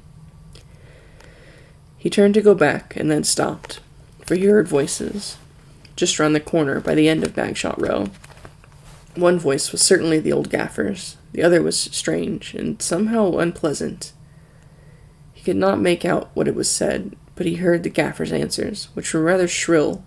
The old man seemed put out. "No, Mr. Baggins has gone away. Went this morning, and my Sam went with him. Away all his stuff went. Yes, sold out and gone, I tell 'ee. Why? Why's none of my business nor yours. Where to? That ain't no secret. He's moved to Bucklebury, or some such place, away down yonder. Yes, it is, a tidy way. I've never been so far myself. They're queer folks in Buckland. No, I can't give no message. Good night to you." Footsteps went away down the hill. Frodo wondered vaguely why the fact that they did not come up the hill seemed a great relief. "I am sick of questions and curiosity about my doings, I suppose," he thought. "What an inquisitive lot they all are." He had half a mind to go and ask the gaffer who the inquirer was, but he thought better, or worse, of it, and turned and walked quickly back to Bag End. Pippin was sitting on his pack on the porch. Sam was not there. Frodo stepped inside the dark door. "Sam," he called. "Sam, time." "Coming, sir," said the answer from far within, followed soon by Sam himself wiping his mouth. He had been saying farewell to the beer barrel in the cellar. "All aboard, Sam?" asked Frodo. "Yes, sir. I'll last a bit now, sir." Frodo shut and locked the round door and gave the key to Sam. "Run down with this to your home, Sam," he said. "Then cut along the row and meet us as quick as you can at the gate by the lane beyond the meadows. We're not going through the village tonight. Too many ears pricking and eyes prying." Sam ran off at full speed. "Well, now we're off at last," said Frodo. They shouldered their packs and took up their sticks and walked around the corner to the west side of Bag End. "Goodbye," said Frodo, looking at the dark, blank windows. He waved his hand, and then turned and, following Bilbo, if he had known it, hurried after Peregrine down the garden path. They jumped over the low place in the hedge at the bottom, and took to the fields, passing into the darkness like a rustle in the grasses.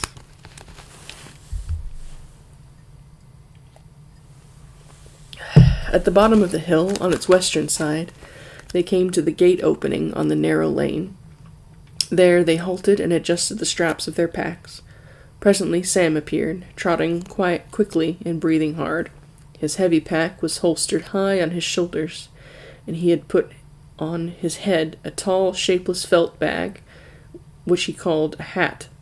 In the gloom he looked very much like a dwarf. "I am sure you have given me all the heaviest stuff," said Frodo. "I pity snails and all that carry their homes on their backs."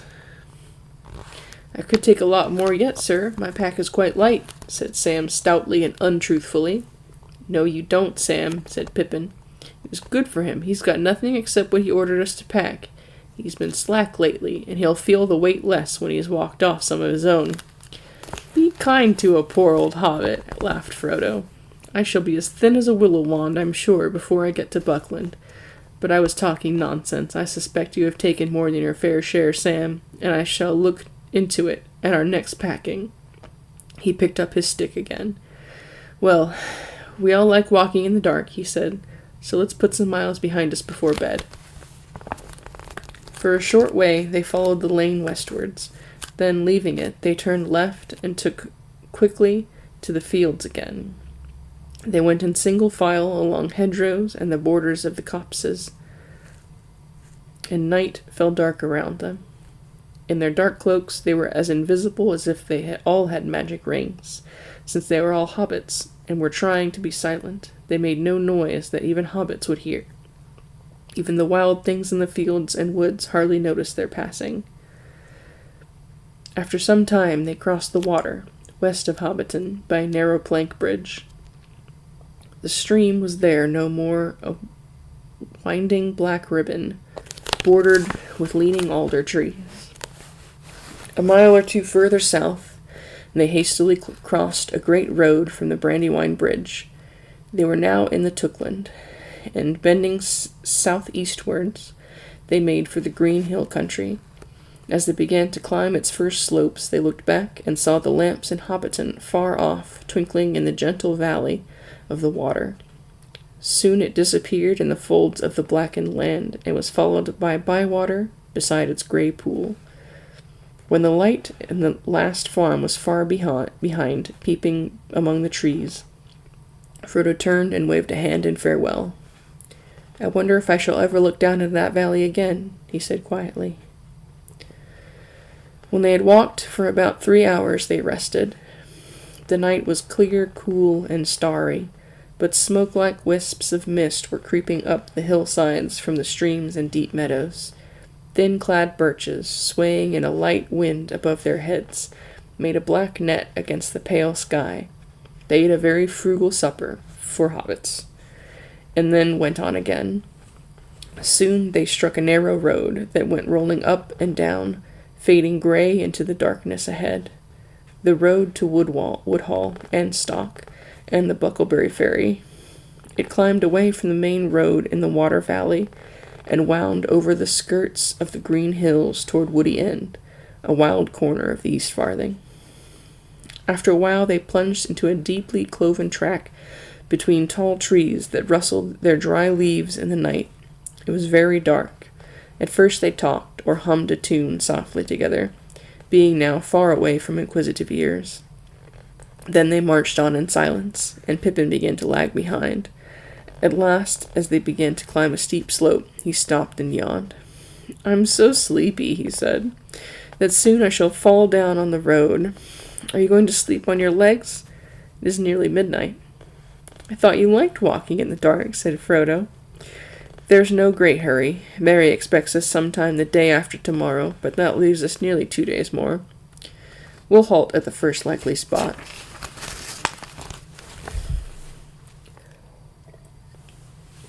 "The wind's in the west," said Sam. "If we get to the other side of this hill, we shall find a spot that is sheltered and snug enough, sir. There's a dry fir wood just ahead, if I remember rightly." Sam knew the land well within 20 miles of Hobbiton, but that was the limit of his geography. Just over the top of the hill, they came on the patch of fir wood.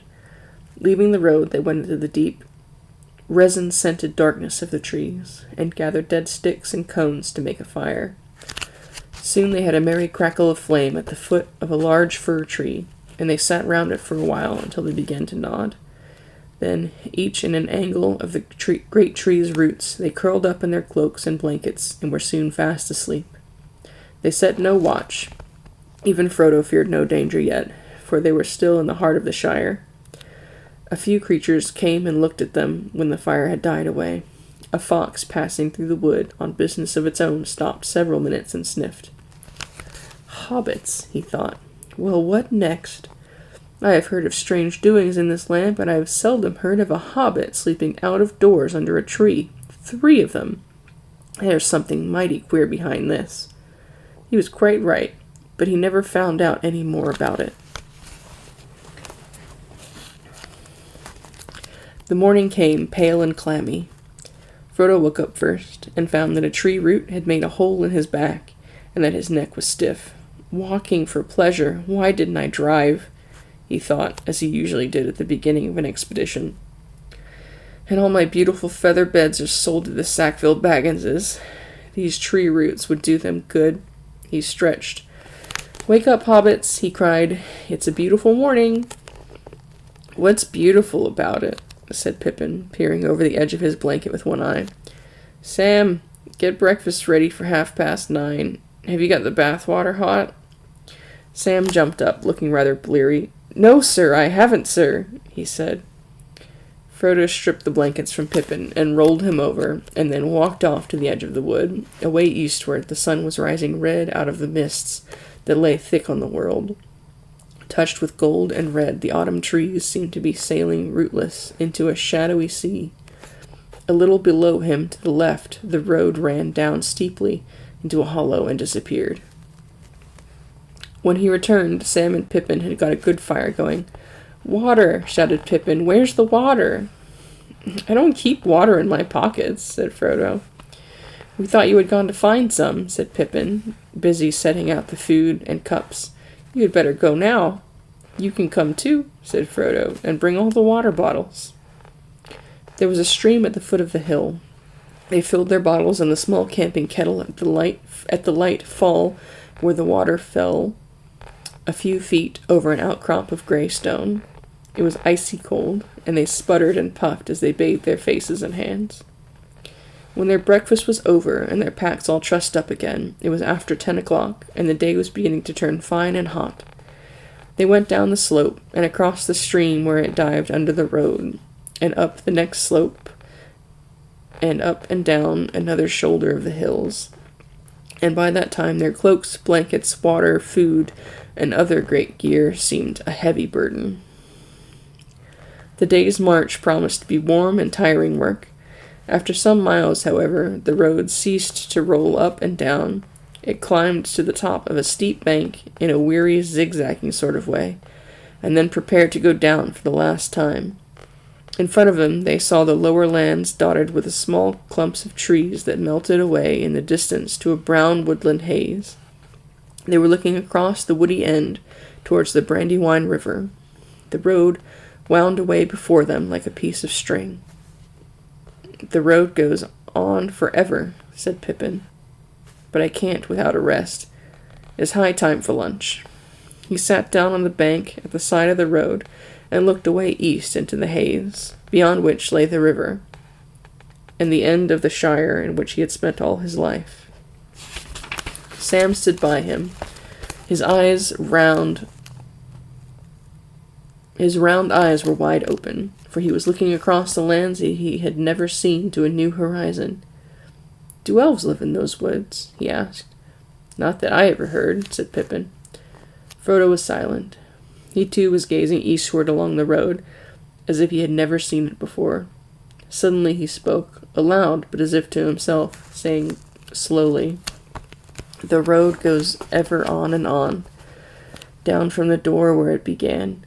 Now, far ahead the road has gone, and I must follow, if I can, pursuing it with weary feet, until it joins some larger way, where many paths and errands meet, and whither then, I cannot say." "That sounds like a bit of old Bilbo's rhyming," said Pippin. "Or is it one of your imitations? It does not sound altogether encouraging." "I don't know," said Frodo. "It came to me then, as if I was making it up, but I may have heard it long ago. Certainly it reminds me very much of Bilbo in the last years before he went away. He used often to say there was only one road, and that was like a great river. Its springs were at every doorstep, and every path was its tributary. It's a dangerous business, Frodo, going out your door, he used to say. You step into the road, and if you don't keep your feet, there's no knowing where you might be swept off to. Do you realize that this is the very path that goes through Mirkwood? That if you let it, it might take you to the Lonely Mountain, or even further, to worse places?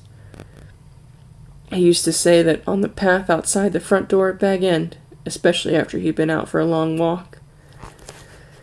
Well, the road won't sweep me anywhere for an hour at least, said Pippin, unslinging his pack.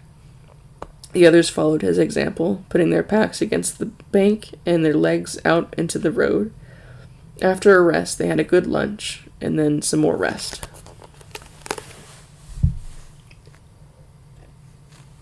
The sun was beginning to get low, and the light of the afternoon was on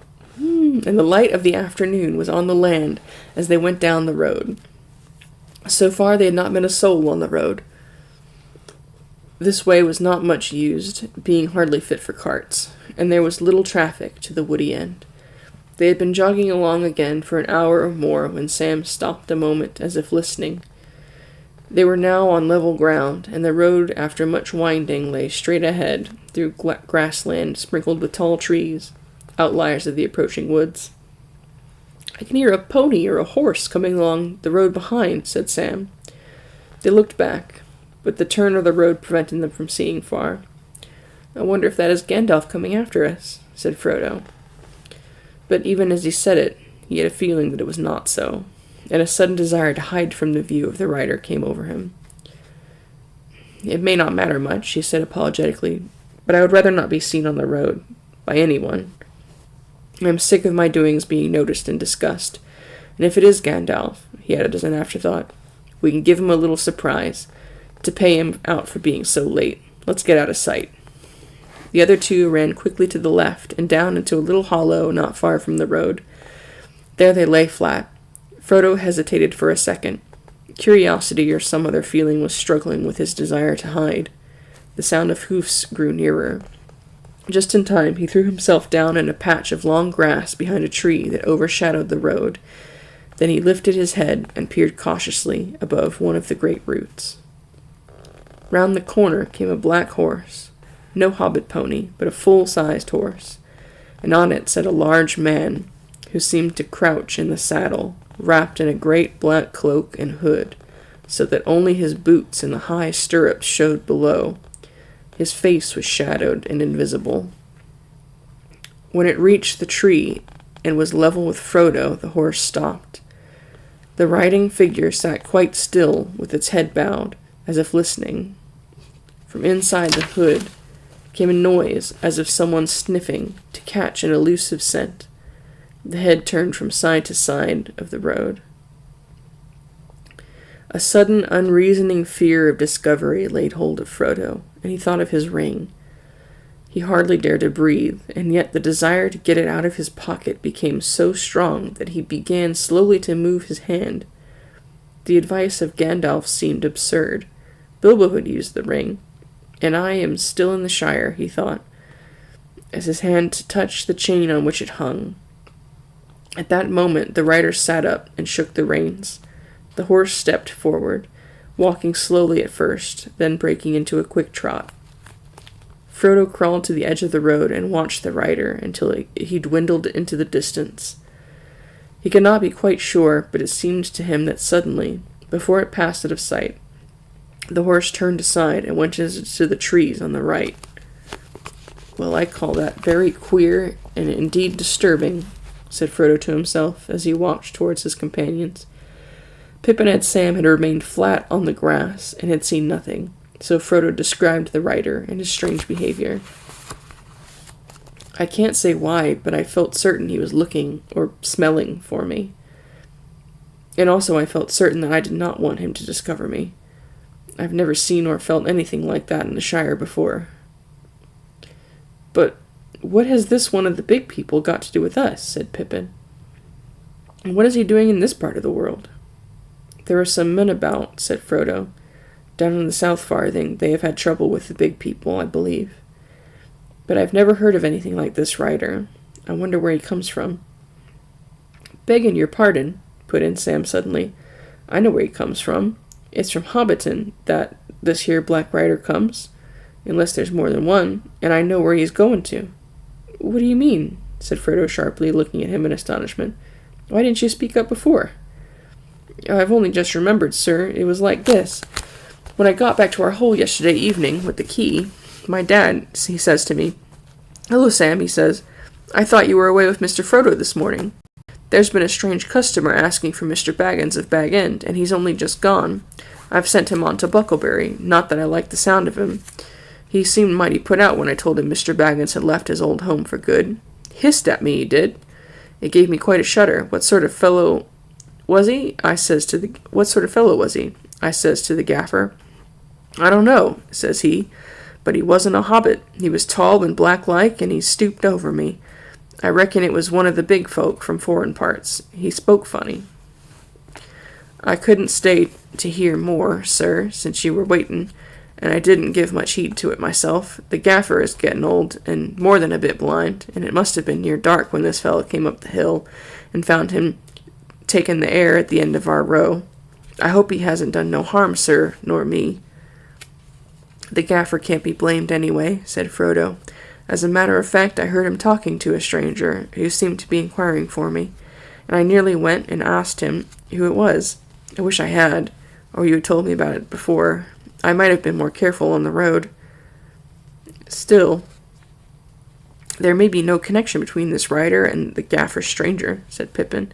"We left Hobbiton secretly enough, and I don't see how he could have followed us." "But what about the smelling, sir?" said Sam. "And the gaffer said he..." Okay.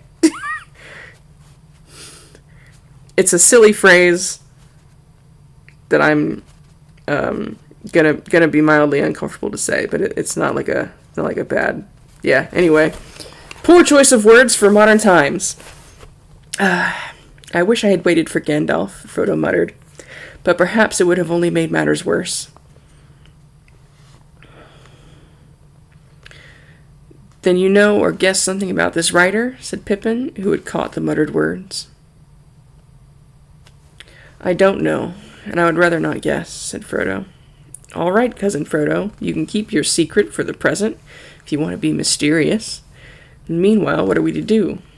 I should like a bite and a sup, but somehow I think we had better move on from here. Your talk of sniffing riders with invisible noses has unsettled me. Yes, I think we'll move on now, said Frodo, but not on the road, in case that rider comes back, or another follows him. We ought to do a good step more today. Buckland is still miles away. The shadows of the trees were long and thin on the grass as they started off again. They now kept a stone's throw to the left of the road, and kept out of sight of it as much as they could. But this hindered them, for the grass was thick and tussocky, and the ground uneven, and the trees began to draw together into thickets. The sun had gone down red behind the hills at their backs, and evening was coming on before they came back to the road at the end of the long level over which it had run straight on for some miles. At that point it bent left and went down into the lowlands of the Yale, making for Stock, but a lane branched right, winding through a wood of ancient oak trees on its way to Woodhall. That is the way for us, said Frodo. Not far from the road meeting, they came on the huge hulk of a tree. It was still alive, and had leaves on it the small branches that it had put out round the broken stumps of its long fallen limbs. But it was hollow, and could be entered by a great crack in the side away from the road. The hobbits crept inside, and sat there upon a floor of old leaves and decayed wood. They rested and had a light meal, talking quietly and listening from time to time. Twilight was about them as they crept back to the lane. The west wind was sighing in the branches. Leaves were whispering. Soon the road began to fall gently but steadily into the dusk. A star came out above the trees in the darkening east before them. They went abreast and in step to keep up their spirits. After a time, as the stars grew thicker and brighter, the feeling of disquiet left them, and they no longer listened for the sound of hoofs. They began to hum softly, as hobbits have a way of doing as they walk along, especially when they are drawing near to home at night. With most hobbits it is a supper song or a bed song, but these hobbits hummed a walking song, though not, of course, without any mention of supper and bed. Bilbo Baggins had made the words, to a tune that was as old as the hills, and taught it to Frodo as they walked in the lanes of the Water Valley and talked about adventure. I desperately wish I knew what song. Oh God, there's so many songs coming up. Okay. Upon the hearth the fire is red, beneath the roof there is a bed, but not yet weary are our feet. Still round the corner we may meet a sudden tree or standing stone that none have seen but we alone. Tree and flower and leaf and grass, let them pass, let them pass. Hill and water under sky, pass them by, pass them by. Still round the corner there may wait a new road or a secret gate. And though we pass them by today, tomorrow we may come this way, and take the hidden paths that run towards the moon or to the sun. Apple, thorn, and nut and sloe, let them go, let them go. Stand and stone and pool and dell, fare you well, fare you well. Home is behind, the world ahead, and there are many paths to tread, through shadows to the edge of night, until the stars are all alight. Then world behind and home ahead, we'll wander back to home and bed. Mist and twilight, cloud and shade, away shall fade, away shall fade. Fire and lamp and meat and bread, and then to bed, and then to bed. The song ended. And now to bed, and now to bed, sang Pippin in a high voice. Hush, said Frodo. I think I hear hoofs again. They stopped suddenly and stood as silent as tree shadows, listening. There was a sound of hoofs in the lane, some way behind, but coming slow and clear down the wind. Quickly and quietly they slipped off the path and ran into the deeper shade under the oak trees. "Don't let us go too far," said Frodo. "I don't want to be seen, but I want to see if it is another Black Rider." "Very well," said Pippin. "But don't forget the sniffing." The hoofs drew nearer. They had no time to find any hiding place better than the general darkness under the trees. Sam and Pippin crouched behind a large tree bole, while Frodo crept back a few yards toward the lane. It showed gray and pale, a line of fading light through the wood. Above it, the stars were thick in the dim sky, but there was no moon. The sound of hooves stopped. As Frodo watched, he saw something dark pass across the lighter space between two trees and then halt. It looked like the black shade of a horse led by a smaller black shadow. The black shadow stood close to the point where they had left the path, and it swayed from side to side. Frodo thought he heard the sound of snuffling. The shadow bent to the ground, and then began to crawl towards him.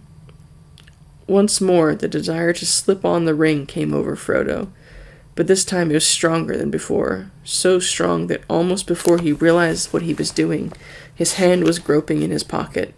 But at that moment there came a sound like a mingled song and laughter. Clear voices rose and fell in the starlit air. The black shadow straightened up and retreated.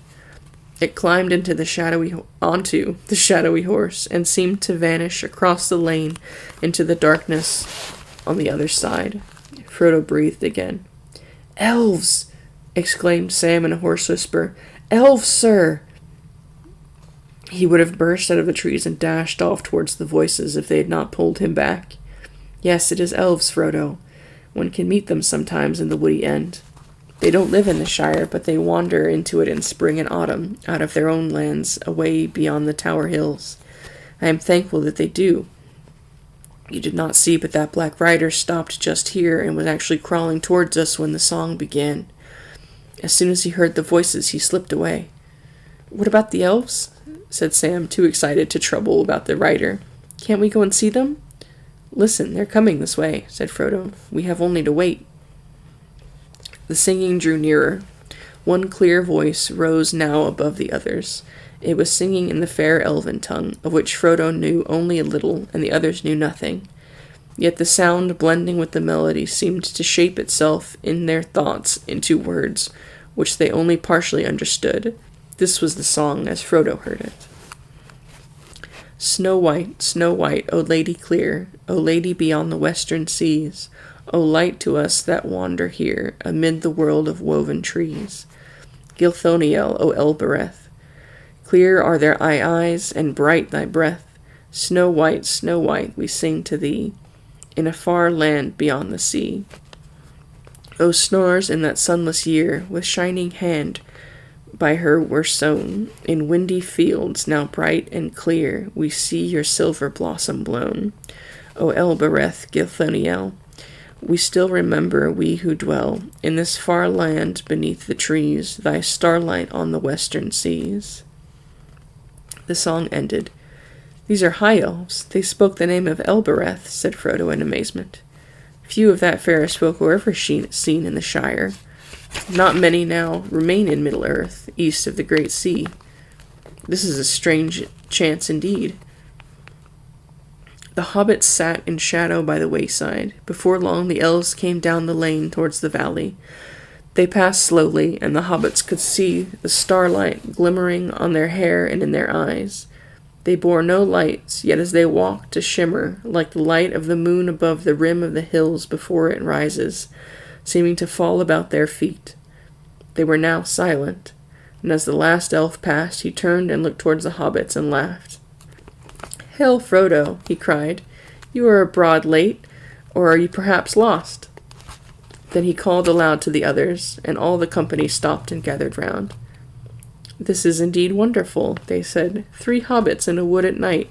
We have not seen such a thing since Bilbo went away. What is the meaning of it?" "The meaning of it, fair people," said Frodo, "is simply that we seem to be going the same way as you are. I like walking under the stars, but I would welcome your company." But we have no need of other company, and hobbits are so dull, they laughed. And how do you know that we go the same way as you, for do not know whither we are going? And how do you know my name? Asked Frodo in return. We know many things, they said. We have seen you often before with Bilbo, though you may not have seen us. Who are you, and who is your lord? I am Gildor, answered their leader, the elf who had first hailed him, Gildor Anglorian of the house of Finrod. We are exiles, and most of our kindred have long ago departed, and we too are now only tarrying here a while ere we return over the great sea. But some of our kinfolk dwell still in peace in Rivendell. Come now, Frodo, and tell us, what are you doing? For we see that there is some shadow of fear upon you.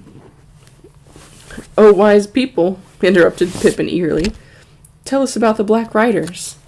Black Riders, they said in low voices. Why do you ask about Black Riders? Because 2 Black Riders have overtaken us today, or one has done so twice, said Pippin. Only a little while ago he slipped away as you drew near. The elves did not answer at once, but spoke together softly in their own tongue. At length Gildor turned to the hobbits. We will not speak of this here, he said. We think you had best come now with us. It is not our custom, but for this time we will take you on our road, and you shall lodge with us tonight, if you will. Oh, fair folk, this is good fortune beyond my hope, said Pippin. Sam was speechless. Thank you indeed, Gildor Anglorian, said Frodo, bowing. Gonna try to speak a little elvish here. Elinsilla luminen omentilmo. A star shines on the hour of our meeting, he added, in the high elfin speech. Be careful, friends, cried Gildor, laughing. Speak no secrets, here's a scholar in the ancient tongue. Bilbo was a good master. Hail, elf friend, he said, bowing to Frodo. Come now with your friends and enjoy our company. You had best walk in the middle so that you may not stray. You may be weary before we halt. Why, where are you going? Asked Frodo. For tonight we go to the woods on the hills above Woodhall. It is some miles, but you shall have rest at the end of it, and it will shorten your journey tomorrow. They now marched on again in silence, and passed like shadows and faint lights, for elves, even more than hobbits, could walk when they wished without sound or footfall. Pippin soon began to feel sleepy, and staggered once or twice, but each time a tall elf at his side put out his arm and saved him from a fall. Sam walked along at Frodo's side, as if in a dream, with an expression on his face half of fear and half of astonished joy. The woods on either side became denser. The trees were now younger and thicker, and as the lane went lower, running down into a fold of hills, there were many deep breaks of hazel on the rising slopes at either hand. At last the elves turned aside from the path. A green ridge lay almost unseen through the thickets on the right, and this they followed as it wound away back up the wooded slopes on the top of the shoulder of the hills that stood out into the lower land of the river valley. Suddenly they came out of the shadow of the trees, and before them lay a wide space of grass, gray under the night. On 3 sides the woods pressed upon it, but eastward the ground fell steeply, and the tops of the dark trees, growing at the bottom of the slopes, were below their feet. Beyond, the lowlands lay dim and flat under the stars. Nearer at hand, a few lights twinkled in the village of Woodhall. The elves sat on the grass and spoke together in soft voices. They seemed to take no further notice of the hobbits. Frodo and his companions wrapped themselves in cloaks and blankets, and drowsiness stole over them. The night grew on, and the lights at the valley went out. Pippin fell asleep, pillowed on a green hillock. Away high in the east swung Remireth, the netted stars, and slowly above the mist red Borgil rose, glowing like a jewel of fire. Then, by some shift of airs, all the mist was drawn up away like a veil, and there leaned up, as he climbed over the rim of the world, the swordsman of the sky, Menelvagor, with his shining belt. The elves all burst into song. Suddenly, under the trees, a fire sprang up with a red light. Come, the elves called to the hobbits. Come, now is the time for speech and merriment. Typical elves. Pippin sat up and rubbed his eyes. He shivered. There's a fire in the hall, and food for hungry guests, said an elf standing before him. At the south end of the greensward, there was an opening. There, the green floor ran on into the wood and formed a wide space like a hall, roofed by the boughs of trees. Their great trunks ran like pillars down each side. In the middle there was a wood fire blazing, and upon the tree pillars torches with lights of gold and silver were burning steadily. The elves sat round the fire upon the grass or upon sawn rings of old trunks. Some went to and fro bearing cups and pouring drink. Others brought food on heaped plates and dishes. This is poor fare, they said to the hobbits, for we are lodging in the green wood, far from our halls. If ever you are guests in our home, we will treat you better. It seems to me good enough for a birthday party, said Frodo. Pippin afterwards recalled little of either food or drink, for his mind was filled with the light upon the elf faces, and the sound of voices so various and so beautiful that he felt like a waking dream.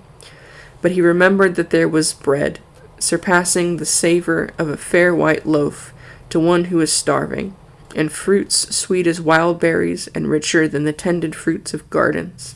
He drained a cup that was filled with a fragrant draught, cool as a clear fountain, golden as a summer afternoon. Sam could never describe in words, nor picture clearly to himself what he felt or thought that night, though it remained in his memory as one of the chief events of his life. The nearest he ever got was to say, "Well, sir, if I could grow apples like that, I would call myself a gardener." But it was the singing that went away to my heart, if you know what I mean. Frodo sat, eating, drinking, and talking with delight, but his mind was chiefly on the words spoken. He knew a little of the elf speech, and listened eagerly. Now and again he spoke to those that served him, and thanked them in their own language. They smiled at him, and said laughing, "Here is a jewel among hobbits."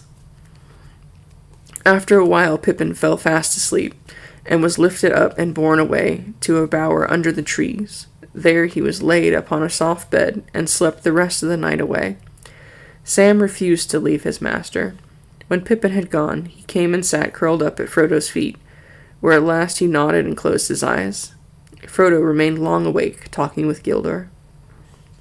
They spoke of many things, old and new, and Frodo questioned Gildor much about the happenings in the wide world outside the Shire. The tidings were mostly sad and ominous, of gathering darkness, the wars of men, and the flight of the elves. At least Frodo asked the question that was nearest to his heart. "Tell me, Gildor, have you ever seen Bilbo since he left us?" Gildor smiled. "Yes," he answered, "twice.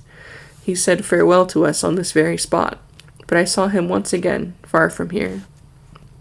He would say no more of Bilbo, and Frodo fell silent.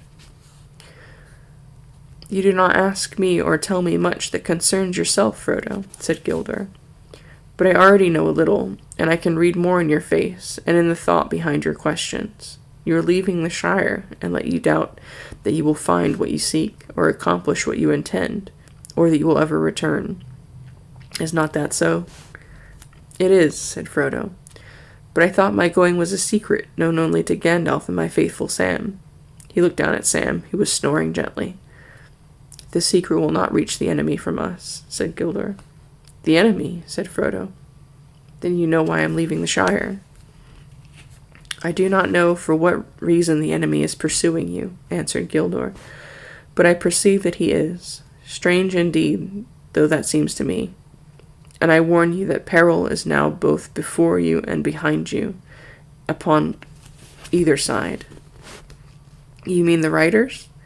I feared that they were servants of the enemy. What are the Black Riders? Has Gandalf told you nothing?" "Nothing about such creatures." "Then I think it is not for me to say more, lest terror should keep you from your journey. For it seems to me that you have set out only just in time, if indeed you are in time. You must now make haste, and neither stay nor turn back, for the Shire is no longer any protection to you." I cannot imagine what information could be more terrifying than your hints and warnings, exclaimed Frodo. I knew that danger lay ahead, of course, but I did not expect to meet it in our own shire. Can't a hobbit walk from the water to the river in peace? But it is not your own shire, said Gildor. Others dwell here before hobbits were, and others will dwell here again when hobbits are no more. The wide world is all about you. You can fence yourselves in, but you cannot forever fence it out. I know, and yet it has always seemed so safe and so familiar. What can I do now? My plan was to leave the Shire secretly and make my way to Rivendell, but now my footsteps are dogged before I even get to Buckland. I think you should still follow that plan, said Gildor. I do not think that the road will prove too hard for your courage. But if you desire clearer counsel, you should ask Gandalf. I do not know the reason for your flight, and therefore I did not know by what means your pursuers will assail you. These things Gandalf must know. I suppose that you will see him before you leave the Shire? I hope so, but that is another thing that makes me anxious. I have been expecting Gandalf for many days. He was to have come to Hobbiton the last 2 nights ago, but he never appeared. Now I am wondering what can have happened. Should I wait for him? Gildor was silent for a moment. I do not like this news, he said at last. That Gandalf should be late does not bode well. But it is said, do not meddle in the affairs of wizards, for they are subtle and quick to anger. The choice is yours, to go or wait. And it is also said, answered Frodo, go not to the elves for counsel, for they will say both no and yes. Is it indeed? Laughed Gildor. Elves seldom give unguarded advice, for advice is a dangerous gift, even from the wise to the wise, and all courses may run ill. But what would you? You have not told me all concerning yourself, and how then shall I choose better than you? But if you demand advice, I will for friendship's sake give it. I think you should go now at once, without delay. And if Gandalf does not come before you set out, then I should also advise this. Do not go alone. Take such friends as are trusty and willing. Now you should be grateful, for I do not give this counsel gladly. The elves have their own labors and their own sorrows, and they are little concerned with the ways of hobbits, or of any other creature upon earth. Our paths cross theirs seldom, by any chance or purpose. In this meeting there may be more than chance, but the purpose is not clear to me, and I fear to say too much. I am deeply grateful, said Frodo, but I wish you would tell me plainly what the Black Riders are. If I take your advice, I may not see Gandalf for a long while, and I ought to know what the danger is that pursues me. Is it not enough to know that they are the servants of the enemy? Answered Gildor. Flee them. Speak no words to them. They are deadly. Ask no more of me, but my heart forebodes that ere all has ended, you, Frodo, son of Drogo, will know more of these things than Gildor and Glorian. May Elbereth protect you. But where shall I find courage? Asked Frodo. That is chiefly what I need. Courage is found in unlikely places, said Gildor. Be of good hope. Sleep now. In the morning we shall have gone, but we will send our messages through the lands. The wandering companies shall know of your journey, and those that have power for good shall be on the watch. I name you elf friend, and may the stars shine upon the end of your road. Seldom have we had such delight in strangers, and it is fair to hear the words of the ancient speech from the lips of other wanderers in the world. Frodo felt sleep coming upon him, even as Gildor finished speaking. I will sleep now, he said, and the elf led him to a bower beside Pippin, and he threw himself upon a bed, and fell at once into a dreamless slumber. Whew, I'm about to do the same, I hope. Okay. I still haven't got a bookmark, but that's okay, because we know we're going to pick up next time Chapter 4, which is, of course, a shortcut to mushrooms.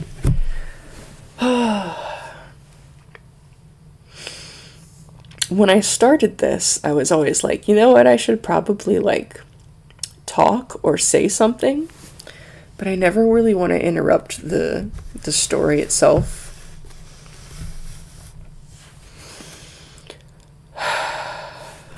I guess for this one thing that I thought of that I have always kind of like remembered from the Fellowship in general. When I first read this, when I was quite small, I know that I had started Fellowship and we had gotten to Rivendell before the movies came out. Which feels really weird because the movie came out in 2001. So I don't remember reading it that early. I remember reading The Hobbit when I was 11. I don't remember, I don't know. I remember it because I know that I had like certain images of the characters in mind. Like I know that I had a mental image of what Aragorn and Legolas looked like before the movies came out and before like the movie faces replaced the faces that were in my head. Which is why I haven't watched Rings of Power yet, because I have not read the Silmarillion, even though I know they're not related. Whatever. So one thing that always stood out to me was that the Ringwraiths wear boots. I do not know why. There is something that, like, horrified tiny me about the fact... Oh, yeah. We all know what they are, right? Spoilers for a book that is nearing its 90th anniversary. Yeah, the Black Riders. Anyway, yeah, they wear boots. And I don't know why that stuck in my memory so strongly. In the movies, I always remember like the segmented armor pieces of like their fingers, and their helmets are really impressive, and they do like such a great job with that part of the costume. But something about the boots, I don't know what it is. I think it's because it makes them more physical. Like, the wraiths are supposed to be kind of wraith-like and very ghosty and like maybe not 100% corporeal, but just the idea of a ghost wearing boots, I don't know what it does. It just makes them a little bit more scary. Yeah. Alright, so that's a fun story. Try not to go and dream of scary boots, I guess. If all goes well, we'll pick up next Sunday. I keep trying to start at 8 because 11:30 is honestly later than I think most people are supposed to be awake on a Sunday night. But things keep happening. So we'll try for 8, but we'll see how it goes. Thanks anybody who joined or watches later. And see you next time. Good night.